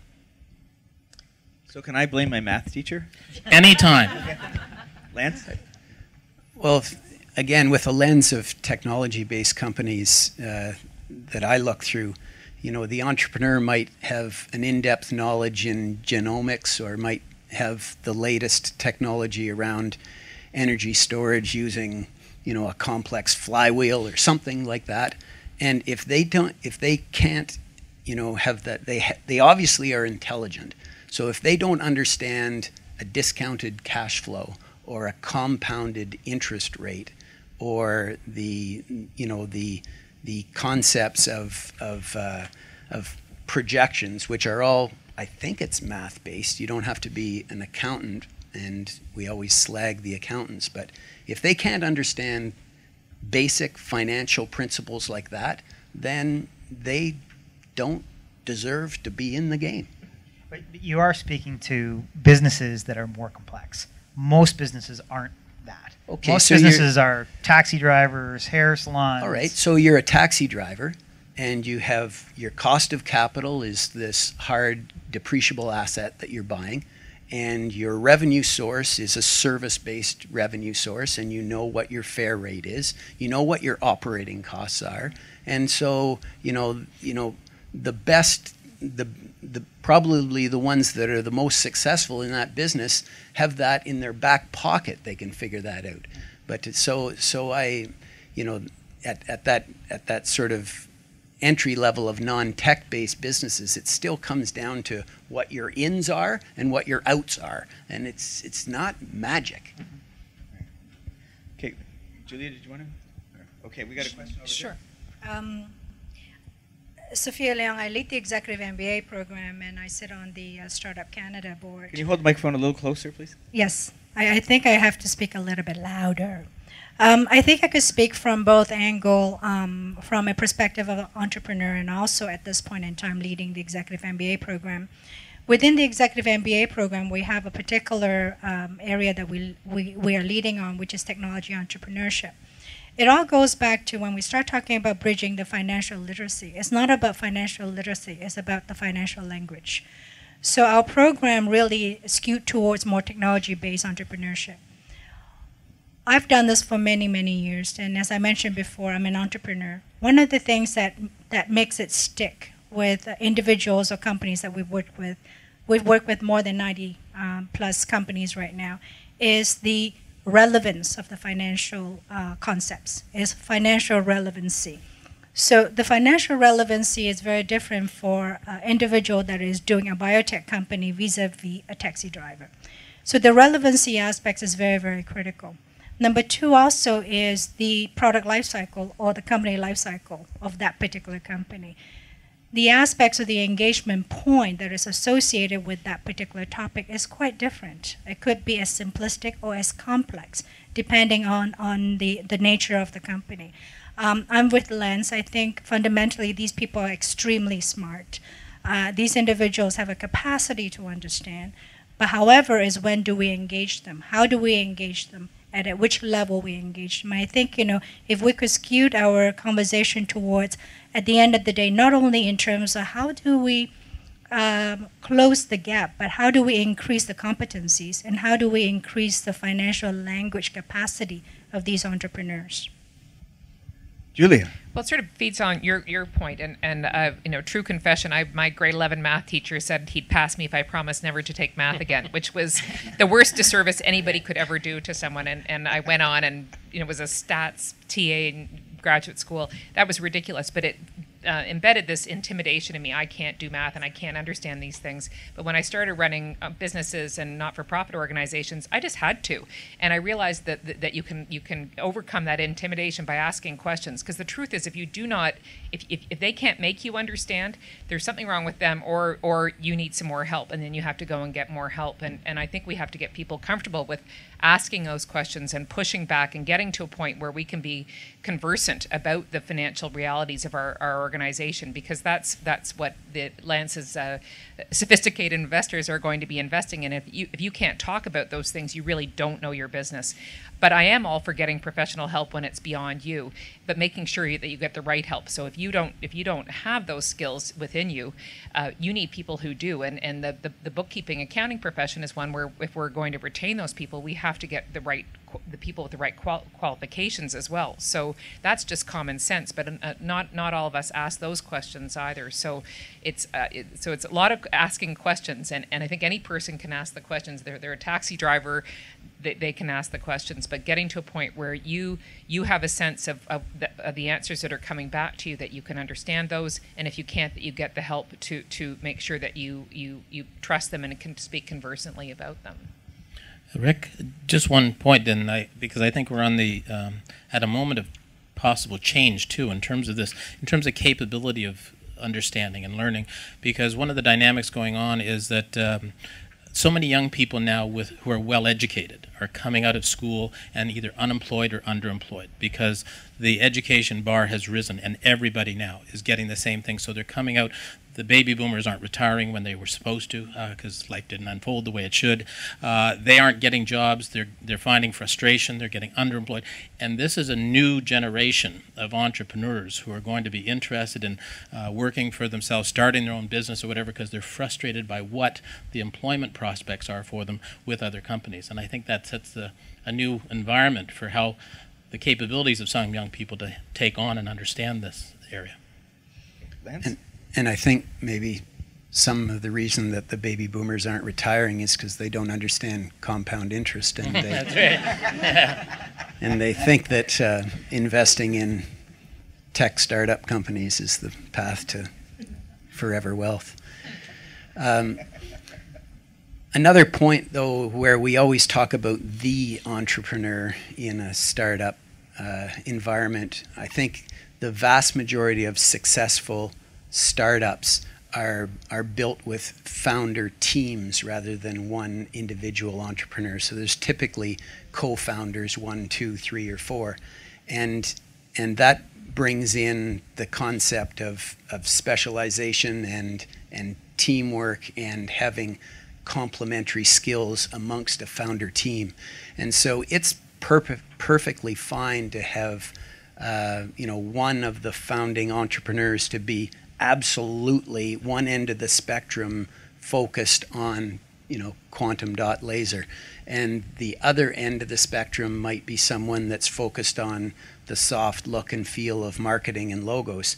But somewhere in there's a requirement to have a strong financial acumen player on the team. So part of our education process might be geared towards that young venture as a group of individuals, rather than trying to drive financial literacy into that scientist guy that is just too scientist.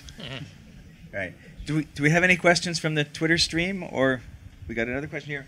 Victoria, do you know if we have any other questions from online or Twitter? Okay. Hi. Okay, question over here. So I wanted to touch on some of the subjects from Lance, specifically with respect to software as a service companies. I have two. Could you speak up just a little bit more, please? Sorry. With respect to Lance's discussion on software as a service companies, maybe two questions. One being, are the tools available in Canada for software as a service companies to really be successful, where they need these really long funding streams? And second, should we be really asking technology people or scientists to write these financial projections? Because scientists are used to using statistics and scientific method to really come up with data sets, whereas it can be very challenging for technology people to understand the whole concept of projecting some business plan when they have no data to begin with. And so should they even try, or should they just immediately go and ask for somebody else to do it for them? Thanks. A couple of questions in there, I guess, but from are there any tools or models that exist for software as a service businesses? The short answer is yes. There are a number of business model planning tools that specifically call out a software as a service revenue stream and look at the concepts of cost of customer acquisition and the requirement for a certain amount of front-ended marketing spend that is required to build that business. So that exists. To the other question about the technical founder having a strong capability in statistics and modeling, I would say that same capability and rigor has to be applied to a financial projection that has to be tied to market verifiable and referenceable market data points. And so it's important that those companies talk to the market and to the intended customer to understand if their assumptions behind their data sets and the assumptions behind their projections are realistic and defendable. And that all comes out in a due diligence process. And a due diligence process is that process that an investor performs when he or she digs her heels in and decides whether or not to proceed with an investment. I don't know if that answers your question in part, or... Okay, we have a question up front here. We have a question from Twitter. Oh, a Twitter question, all right. Yes, so it's 140 characters, so it'll be a little tighter. Your answers have to be 140 characters as well. So, does financial literacy erode the irrational optimism necessary to launch a business? Does financial literacy erode the irrational optimism that it takes to start a business? Good question. Who wants to tackle that one? Yes. Yes. I'm not sure. Again, we come back to the reality versus. I don't think an entrepreneur ever thinks it's irrational. As much as they think it's rational, they don't think it's irrational. And sometimes that's part of the problem because they're convinced it's going to work. So financial literacy is not going to get in the way of that. Yeah, it's sure it's a downer. It's the last thing you want to spend your time thinking about. Well, for some people, some do, but it actually feeds your optimism because you start to see what does this look like in 1 year and 2 years, and it's not maybe this pie in the sky idea. It's actually grounded in numbers and a plan that you actually didn't see in the first place. So I think the first reaction is a bit of a downer, but then after that, maybe it feeds a more rational optimism, and that's good. Jeff, you gave it a very fast yes. Does it actually deter from the passion that it takes to succeed in a business? I think again, it's not something that most people want to do. It's not the fun part. But once you've done it, you've got an understanding of where your business is going. You know that you've got a solid financial model. You have a much higher degree of confidence, and it's going to increase your chance of success. So, not fun, but once you've done it, you're much better positioned in terms of having confidence for your organization. And maybe when you get the clarity that you need and you see you're doing better than someone else and that, hey, you've got enough money to pay yourself a salary, maybe that's when the fun comes back. Mm-hmm. Yeah, absolutely. Yeah. Right. Okay, we had a question in the front row. You have your mic? Okay, yeah, go ahead. Yeah, thank you very much. Kevin Fitzgibbons. I'm with Foreign Affairs International Trade. Thank you very much. This is really a fascinating discussion. And predictably, my questions have to do with other jurisdictions. So I have two. One is the comments that you made early on about 50 or 49% of companies failing before 5 years are up. Would this be comparable in other countries? I don't know. Is this way above the ratio, or are there other countries that do a better job of it? That's question one. And question two would be, are you aware of other practices or other jurisdictions? You'd mentioned something in Alberta, which I think is quite interesting, but elsewhere in the world, how do they manage these kinds of issues with entrepreneurs in financial management? Okay. Any thoughts on the statistics first? Can I just throw out one point in that regard, and that is that everything you also hear is that most entrepreneurs fail 4 to 6 times before they ever succeed. So I'm not surprised at the failure rate in some respects, because entrepreneurs talk about them as learning opportunities, not as failures. But a lot of times they will try something, get it wrong, try something, get it wrong, try something, get it wrong, and eventually get it right. To be honest, that's what we should be doing more in our schools, is let the kids get it wrong and learn from their mistakes, where we don't have time right now. But entrepreneurs in many cases will fail because they didn't, and they learned the hard way in some respects. We can try and minimize that through education and helping to prepare them, but the historical data is going to show that they have tried and weren't prepared, got it wrong, learned something, tried it again, and eventually, I'd love to see the report on how many of them who failed eventually succeeded. That would be a stat I'd like to see. I know that we study innovation and Canada's ability to build, very successful, innovative companies to the nth degree at Mars, and we benchmark ourselves against other countries. And first of all, Canada is an export-oriented economy, and much of the big successes that we will generate inside Canada will be export-oriented companies. And so the ability to understand the foreign markets and understand what it's like to play ball in those jurisdictions is vitally important. And I'm not just talking our U.S. friends to the south. Each and every state has different requirements, and you have to understand that. But in terms of the innovation success vis-a-vis other nations, I'd say the biggest drawback that Canada faces, in my opinion, is that we're too damn shy. We don't shoot for the stars. We tend to build nice businesses and maybe nice lifestyle businesses, and maybe we tend to start to see that that we're at the heel of the hockey stick, and we start to build some high growth into the business, and we sell out too soon. And part of that has to do with access to capital. Part of that has to do to the way that Canadians fund and invest early stage companies, and we're trying to fix that. Any thoughts on the stats, Jeff? You might have some perspective from Intuit. I don't have the stats.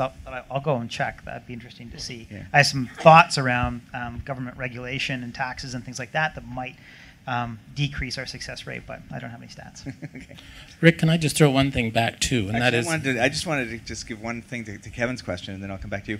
I don't have any stats on this, but I do subscribe to an interesting e-newsletter from Australia called smartbusiness.au, and lots of news headlines from Australia. And there's a retail chain going bankrupt 3 times a week in Australia. So there are places where the failure rates are higher than here, and one of them is very likely Australia. Sorry, Gary, go ahead. I was just going to say that very quickly that I'd love to see DFATE and the Export Development Corporation doing more in our schools to develop an export orientation in our young people. Not to teach the details of exporting, but to get them thinking about what lies beyond Canada, because so little of that is opened up to them in school that when they start businesses, many of them aren't even thinking about export. And they should be thinking about the potential from export from the time they start. And I don't think we're doing that. And beyond the U.S. Okay, this is the point where we try and sum up. So I'm going to give each of our panelists, and maybe we'll start with you, Gary, and work our way back this way. If you just want to sum up with a thought, something you've been dying to say but didn't get a chance, or maybe what you think is, sort of the real killer app to help in the the financial literacy challenge? So. I wish I offered such solutions, but I think, I guess the key point that I guess I would share is that ultimately we have to look, if we're trying to change the world and the way things are, we have to think about behavior in people and why they act the way they do and what would make them change the way they act if we think they should be acting differently. And the only thing I throw out there in the mix of that is ultimately incentives are what drive people's behavior. The quest for reward or benefit or to escape penalty or punishment. And if you look at teaching knowledge, providing information seldom changes behavior. But incentives are very powerful. And if we can mix up and combine knowledge and information with incentives and demonstration of value, I think we can get people to change and act differently. But just throwing knowledge at them and telling them they should, and this is what's needed, they will continue to learn the hard way.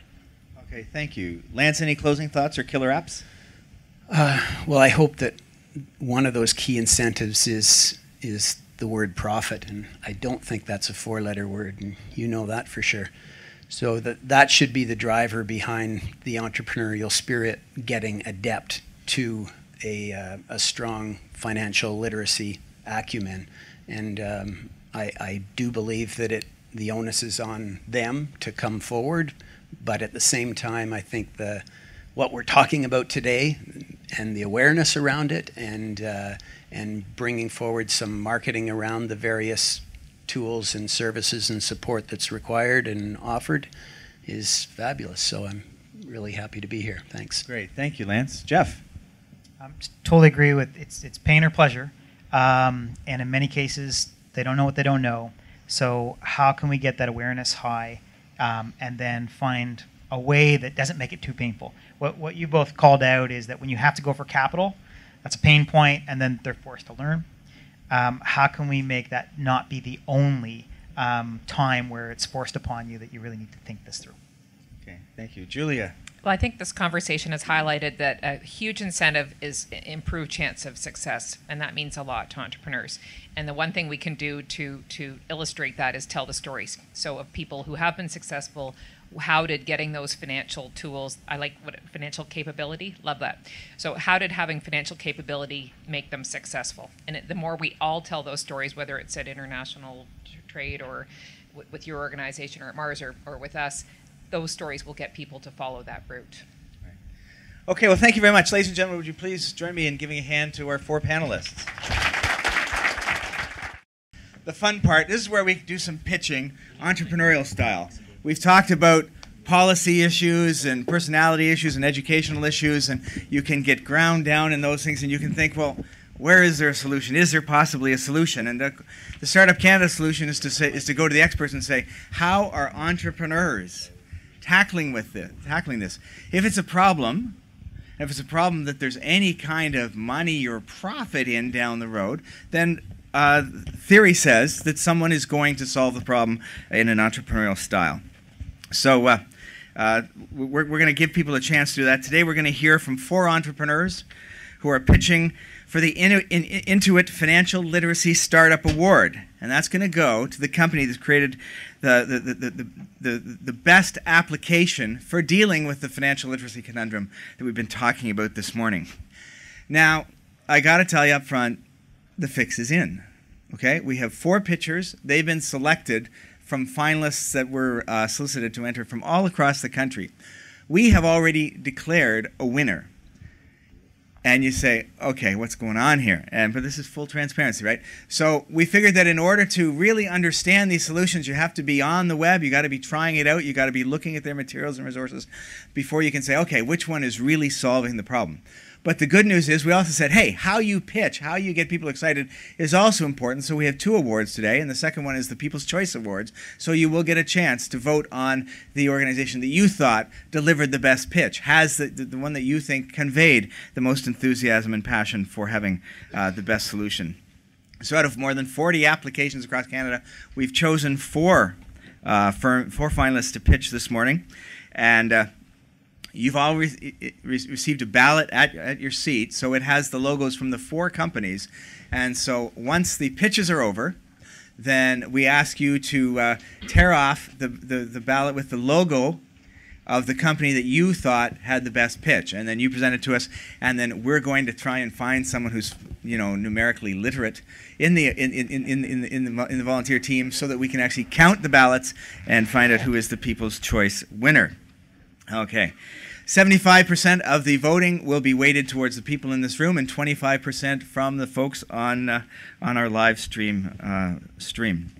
So all 4 finalists, because they're all winners, they've already been selected. So to appear here, so we think they're pretty cool already. So they're all going to receive free software from Intuit, a finalist prize, plus a video interview and PR and promotions through our partnership with Star Media Group, and of course through Startup Canada's own media and social media resources. So we're going to make sure they're all winners here. Each entrepreneur has 4 to 5 minutes to pitch, and they'll be asked one question from the panel. So each panelist, whoever is most bursting to ask a question, just jump into it, and we'll just play dog eat dog here. Our first pitcher, and this is an entrepreneur who has come up with a solution on their own, and it's actually underway or close to being underway, that deals with the issues that we've been discussing this morning. Our very first entrepreneur, and I'll ask you to come up and do your pitch right on here, but in the front of the room, and keeping your eye on the camera for all the folks out in the blogosphere. First up is Ottawa's very own Scott Anand, the founder of Acelio. Yeah. Thank you, everybody. Everyone can hear me okay? So listen, thanks for having me today. I want to make a bit of a confession, though. Like 60% of other small business owners in Canada, I don't have a financial planner or any kind of a financial advisor. You see, the way I see it is that the successful ones are already retired. They're living on their private islands, sipping mojitos with pet monkeys running around. Or at least that's what I figure really rich people do. But the reality is I don't want advice from this guy. And I don't want advice from any one person. See, I'm part of what we call the Google generation, where I expect all advice and information to be accessible whenever I need it, on any device, any place, anytime. And so having one source of advice, just doesn't make any sense. And on top of that, when you go to Google and you search financial advice, you get over 365 million results. So there's enough advice out there. As we sit here talking about financial literacy today, I would suggest that we don't have an access to information problem, we have an implementation problem. As somebody who's part of this generation, don't tell me to go back to school. Don't tell me I need to go take classes again. I'm done with school. I can't pause my life to go and try to learn new skills to then apply it to everyday life. I want it on demand, actionable, right in my hand all times. Which is why we created a system called Acelio. Acelio are step-by-step guides written by topic experts with no fluff on everything from growing your business to throwing a party. And it comes from a real need that I saw. Now, I'm an advisor to many startups, an investor in many as well. And what I found is that a lot of entrepreneurs were spending tons of time online trying to figure out how to grow their business, what they should do next, how to pitch people. And they were getting conflicting advice and all kinds of different sites. And at the end of the day, spending more time on TechCrunch than they were actually building their business. So I reached out to a lot of successful entrepreneurs and said, how exactly did you do that one thing that you had phenomenal success in? And we started documenting their process in a step-by-step format, where every task had everything someone would need in order to have similar results as that amazing entrepreneur. So every task has detailed descriptions, has pro tips, videos, links to resources, and file templates, the actual file templates that entrepreneur used in order to achieve success. Last year, we launched a pilot site called startupplays.com. And in the first 10 months, we helped over 35,000 entrepreneurs either launch a business, get funded, or increase their sales, which is pretty good. Today, we're expanding beyond just tech entrepreneurs through Acelio. We're working with amazing experts on everything from fitness to personal finances to investing, building guides that allow people to implement them in their day-to-day life. Today, I'd like to invite the Minister Bernier and the Canadian government and Intuit and Microsoft to join us and thousands of other experts in building step-by-step guides that people can apply to achieve their goals in life without disrupting their life. Thanks.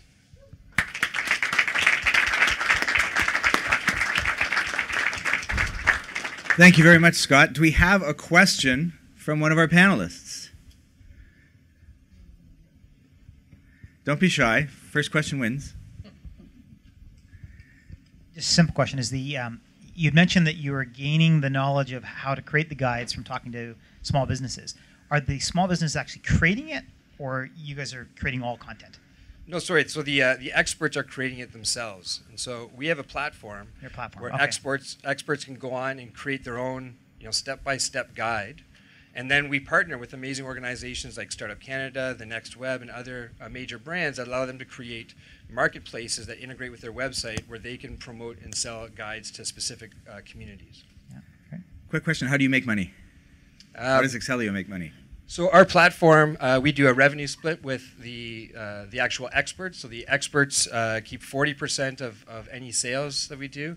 Our partner marketplaces keep 30%, and we keep 30%. All right. And who does the quality control for the experts? Is it simply audience or buyer led? It's a mix between our editors and the users themselves. Okay. Thank you very much, Scott.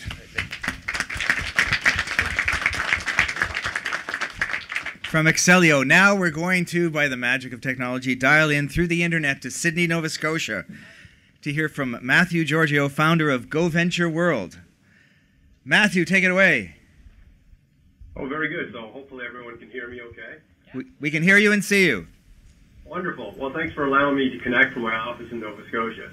I'm Matthew Giorgio, founder, CEO, and chief experience designer at MediaSpark. MediaSpark is a software development and publishing company, and we specialize in educational games and simulations. And this includes software simulations, mobile apps, board games, card games, and blended games. And we've been around for quite some time, and over the past decade, we've sold our GoVenture games and simulations to thousands of schools and other organizations, including in every state in the U.S., every province in Canada, and several countries around the world. We've also worked with companies such as IBM, HP, Cisco, PricewaterhouseCoopers, the U.S. Federal Reserve, major publishers, and more. Now, we've developed many different types of products over the years, including chemistry, physics, math, health, and more, but we specialize in business and financial literacy simulations, educational products. In fact, we estimate that over 1 million people around the world have gained business and financial literacy skills using our programs. But we wanted to do more. We wanted to do something bigger, something more epic. So we set out to create a patent-pending experience that we believe has the potential to be the single biggest innovation in the history of entrepreneurship education and business simulation, to create the most authentic business game ever. Now, by authentic, I mean real. We want people playing our game to think like real entrepreneurs, to make decisions like real entrepreneurs, to interact with other players like real business people do. And we want the economics and markets to behave just as they would in the real world under similar circumstances. We wanted the experience to be so authentic that you'd add it to your real resume to help you get a job, further your career, or launch your own startup. And perhaps, if everything works out as we hope, our game on your resume will hold more value than a university business degree. Or maybe you'll just play our game because you have fun and find it engaging. And in the process, help us build $1 billion business, and that's billion with a B. That's our vision for GoVenture World. GoVenture World is a massively multiplayer online role-playing game for entrepreneurship. A better way to describe it is a global business game where you run a virtual business but compete and collaborate with others around the world doing the same thing. But unlike other business games, GoVenture World is not something you play while sitting at a computer for hours. It's not an avatar-driven 3D virtual world. Instead, it's a live role-playing experience that becomes integrated into your daily life, almost in an augmented reality sort of way. Not through fancy Google goggles and headgear, but through everyday technology devices.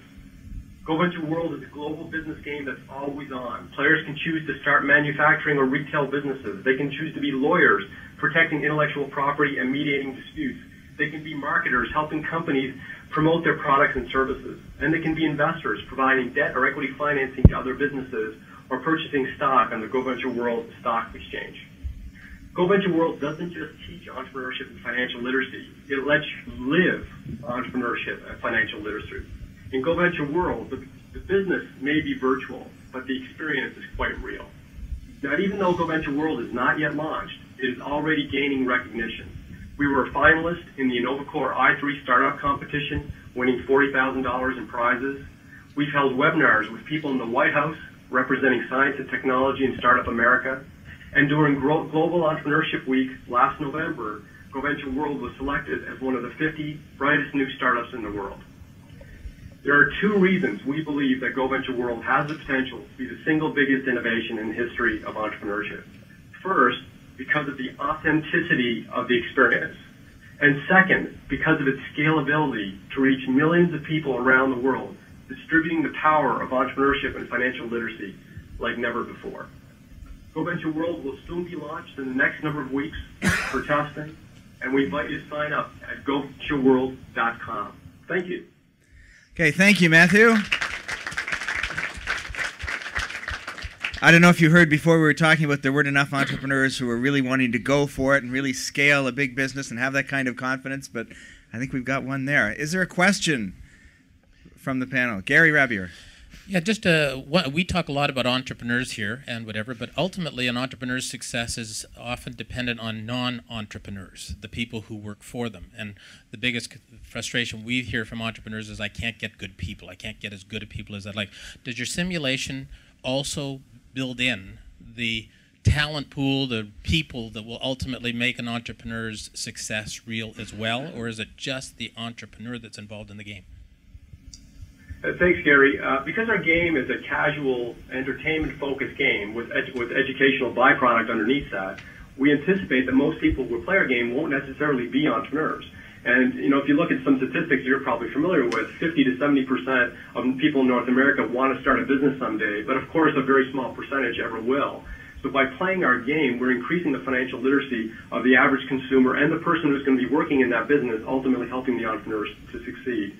So we think, you're right, that most of the influence will not just be the entrepreneur who learns financial literacy and then starts a business, but it's those people supporting them that will be able to directly interact and create those relationships and help with that success.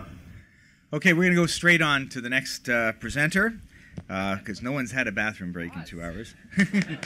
Thank you, Matthew.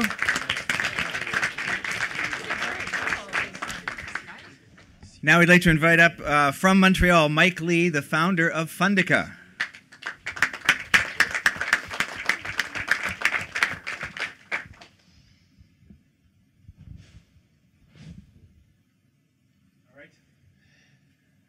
Is this working here? It looks like. All right. Well, thank you. My name is Mike Lee. I'm the president of Fundica. We help entrepreneurs find funding. So I have a few questions for you today. Where do people generally look for funding? Well, the first place people often look for anything is, of course, Google. Google is a great site, but for funding, it doesn't really know your needs or your situation. So you'll probably continue on, maybe look in some books, some CDs, online and some lists, but most of them are fragmented, and a lot of them are incomplete and out of date.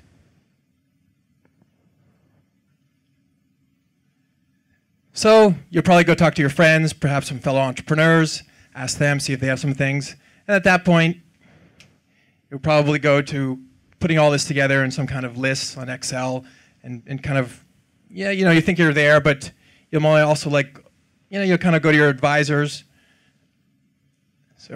and see if there's any other relevant funding you should have. So at the end of the day, you end up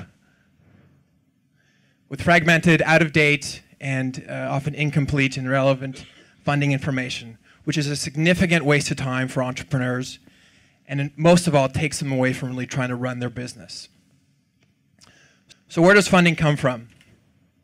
Well, in Canada, it comes four different ways. We really focus on corporate funding, where there's over 2,500 programs.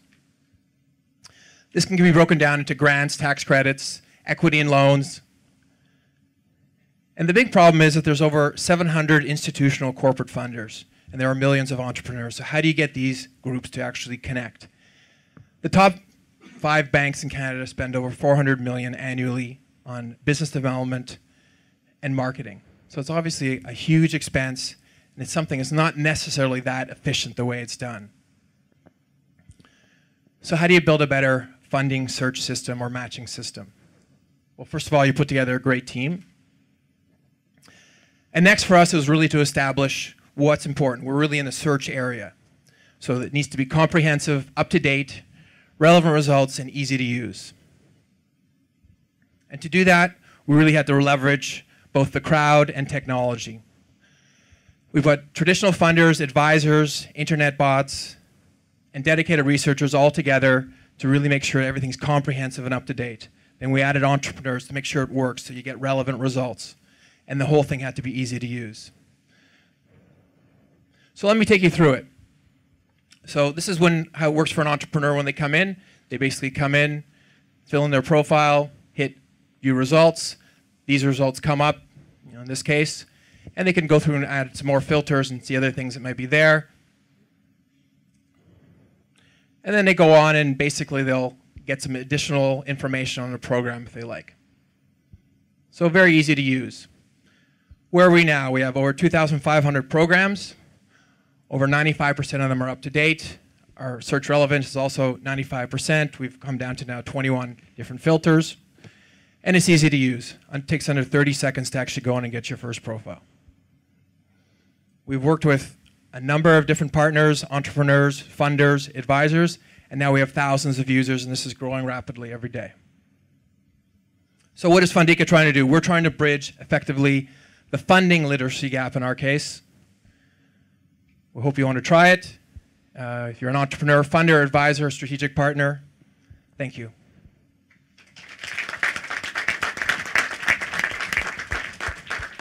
Thank you, Mike. Do we have a question from the panel? Julia, it looks like you're ready to go. Where does the funding come from for you? The funding comes from us. We've been bootstrapped. I've been in the funding business for over 10 years, and our funding has come principally from our business, which we were in consulting business before. But as well, we've also got some government funding. The first thing we did actually is we used the tool on ourselves, and we said, oh, look, there's some programs we didn't even know about. And so that was a nice surprise, and honestly, it was a surprise. And going forward? And going forward, right now, we're building out the system. Everything's going well. We're looking to work with some strategic partners going forward in Canada and ultimately into the States. Okay, thank you, Mike Lee, Fundika. Thank you. And we have one more presenter, last but not illiterate, coming to us from Victoria, BC, Alex Glassy, founder of StratPad.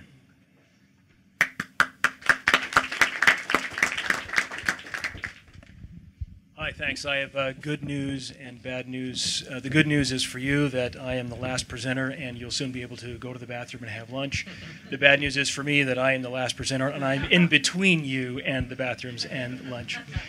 So hello, startups, and I want to welcome you to the growing global family of entrepreneurs that is now passing by 400 million people in numbers. And no matter where in the world you are, no matter what language you speak, what country you're in, what sector you happen to be in, you all share the same deep well springs of passion, creativity, and a desire to win.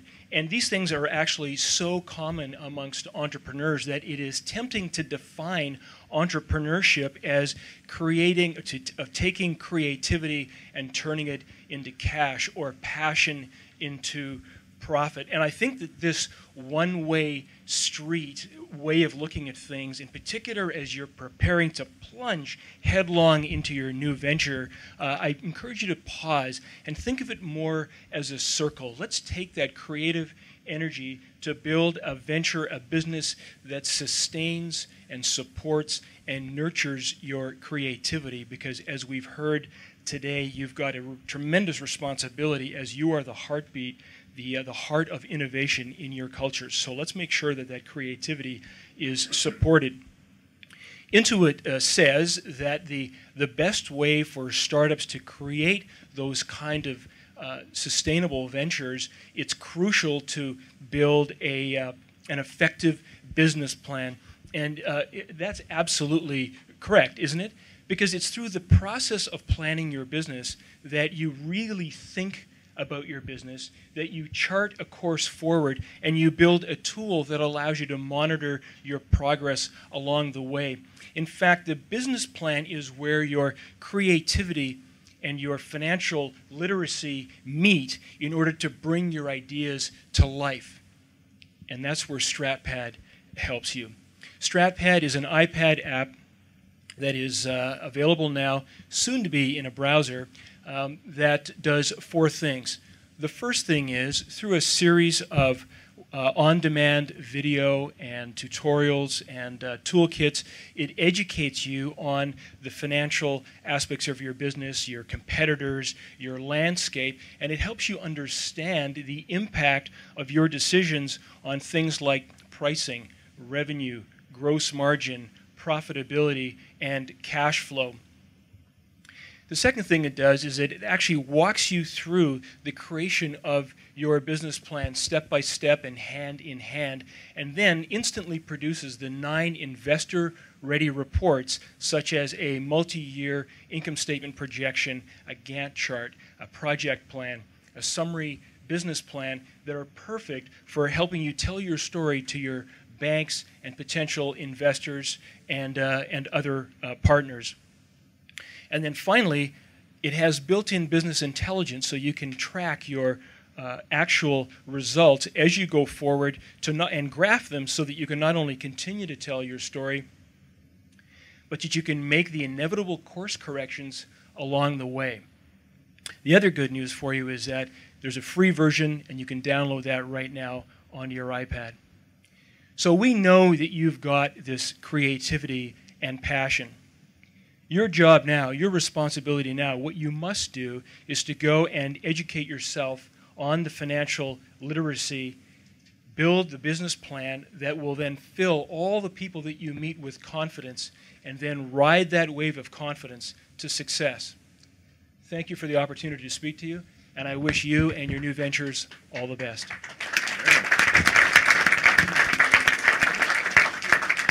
Thank you, Alex. Well done. Question from the panel.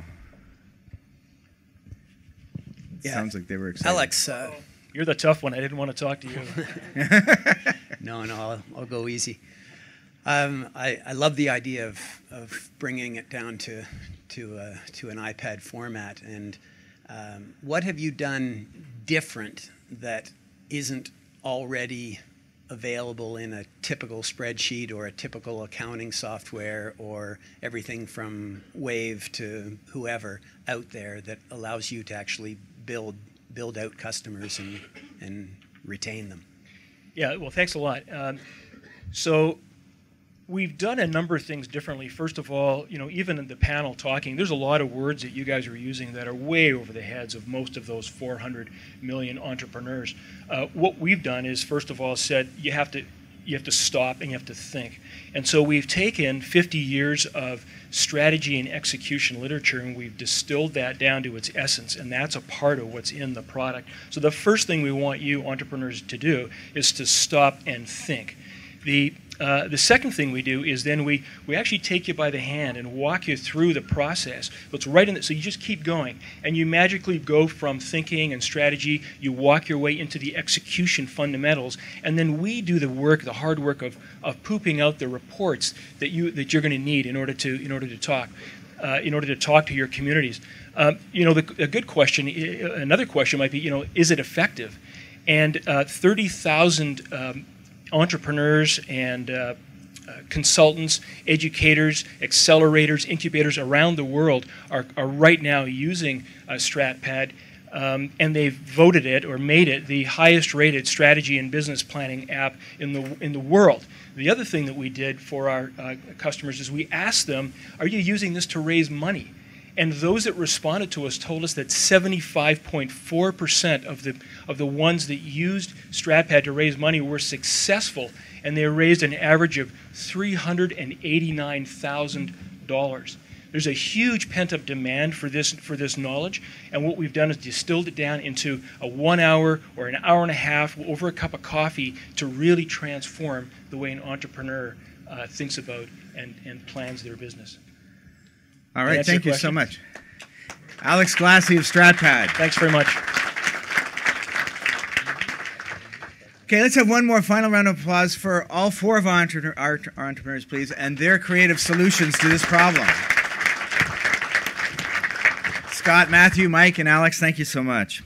Okay, now, this is the moment when you get a chance to vote on the People's Choice Awards. So on your seat was a piece of paper that had these four sort of flappy things.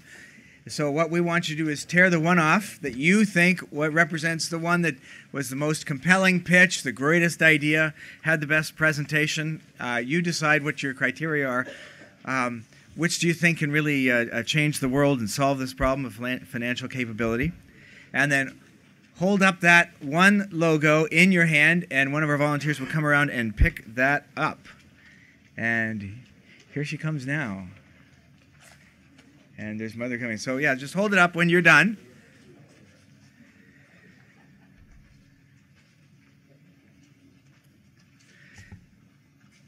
Will it be Axellio, Fundica, GoVenture, or StratPad?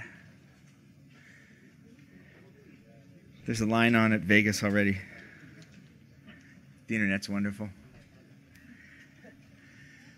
So thank you very much once again to Scott, Alex, Mike, and Matthew for pitching this afternoon to show that startup entrepreneurs are working on so many things, but even including huge important issues such as financial literacy in Canada. I think we've all been impressed by some of the ideas we heard from them, and we can see that if this is just a tiny cross-section of what's going on, then maybe there are some interesting solutions coming out of the entrepreneurial world. This event has been unlike many that you might have attended in the past because not only have we talked about the problem of the financial literacy gap, but we've also talked about showcasing entrepreneurs who have potential solutions. And the next step is that we all keep them in mind and help put some oomph behind what they're doing, that we all remain cognizant of what's going on in the startup space and getting behind the companies such as these that are really solving significant problems in society and helping to promote them to the media, to government, to industry, and the academic sector, all of us working together to drive home the point that entrepreneurs are creating solutions for our everyday problems. Entrepreneurs have a lot of obstacles going forward. The best products don't necessarily win, so they need the help of everyone who can get behind them and help push them as Canadian entrepreneurs coming up with solutions to Canadian problems.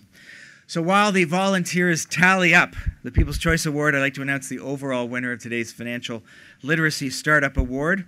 It was predetermined before the event because we didn't just want to award the best presenter. We wanted to make sure we had a good feel for the product or the solution and got to test drive it a little bit and see which one seemed to do the best job of addressing the financial literacy gap in Canada. So I'd like to invite Jeff Cates, Managing Director of Intuit, to come up and present the awards. And the first one being the Financial Literacy Startup Award. And I'm going to announce who it is. And yeah, Jeff, if you want to just take center stage in front of the lights, would you please come up and receive your award, Alex Glassy of StratPad.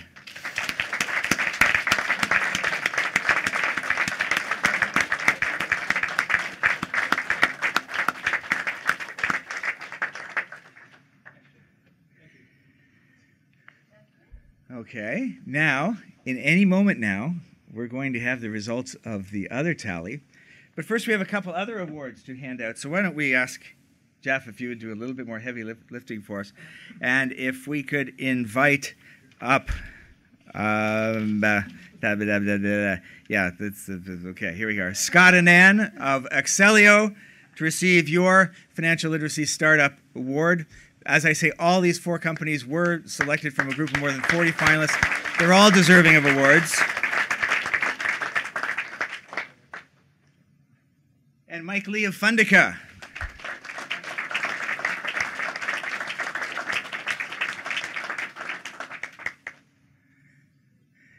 And Matthew, this one's for you.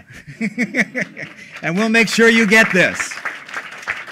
We will express post this off to you. And now the moment you've all been waiting for.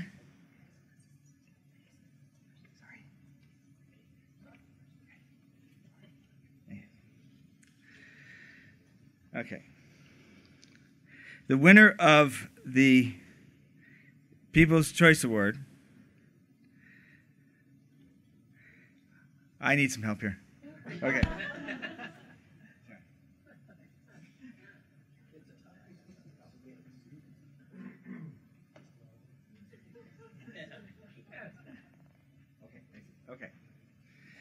Okay. We wanted to mention that there were two companies that did very well. So we want to give a real People's Choice salute, though not any money, to Matthew on behalf of Go Venture for a great presentation.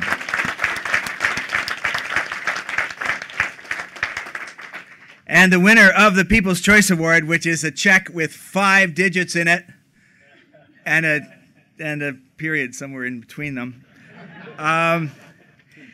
is Alex Glassy of StratPad.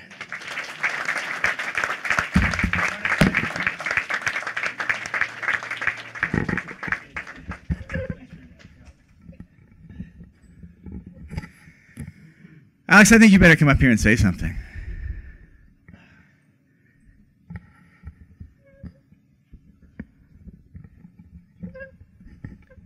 Cyprian will hold the microphone first. How are we doing? All right, so I have I don't have one. I've been an entrepreneur 3 times in my life, now the 4th time. And I have a real passion. I teach this at the university level. I love software. I love the technology. I love the way that technology and education is coming together to make the ability for us to close that financial literacy gap even easier. I've been spending the last 3 or 4 months down in Silicon Valley, which is the global heart of entrepreneurship, trying to figure out whether the water or the air or the people down there are any different from the people up in Canada. And I have good news to report that Canadians have everything that we need in order to be not only successful, but wildly successful in any venture that we choose to put our mind to. So thank you for the opportunity to be here today and to show you this. And to all the entrepreneurs everywhere in Canada, go out there and get them. You can do it. Thank you.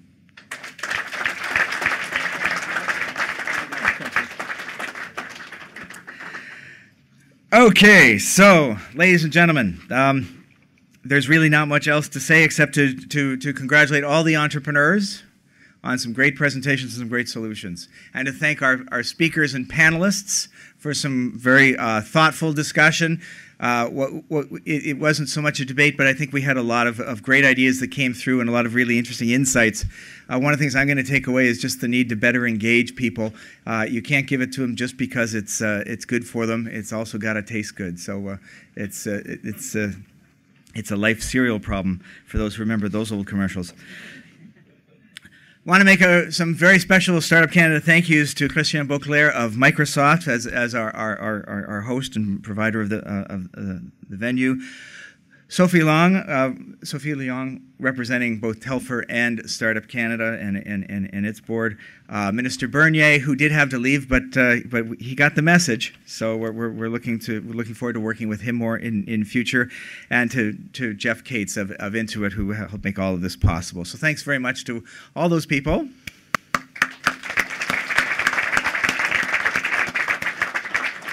And of course, our great panel, Julia Deans of CYBF, Gary Rabior, President of the Canadian Foundation for Economic Education, and Lance Laking from Mars. So thanks again to our panel.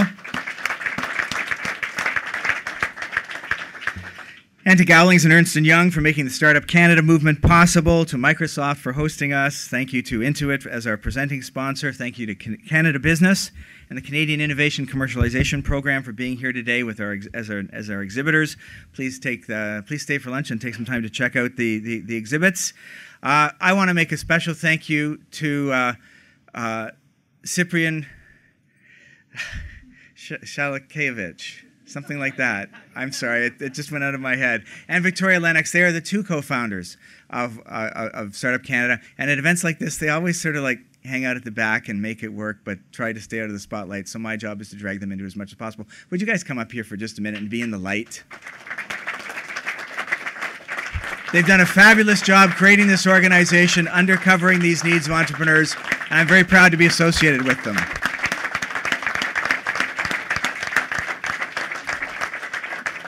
And most of all, thanks to you for being here. Thanks to you for being here and joining us this morning to discuss an issue that may be a little esoteric, but is really important to the future of Canadian entrepreneurs and the Canadian economy. We appreciate all your thoughts, comments, and ideas, and we hope you'll stay connected with Startup Canada as we proceed from one adventure to another and try and make some big differences here. And I'm getting a signal from Victoria. She doesn't know I can't see her. Okay, we're all good? Okay, we're all good. So thank you very much. Stay tuned for our next Startup Canada live event, and we look forward to seeing you there.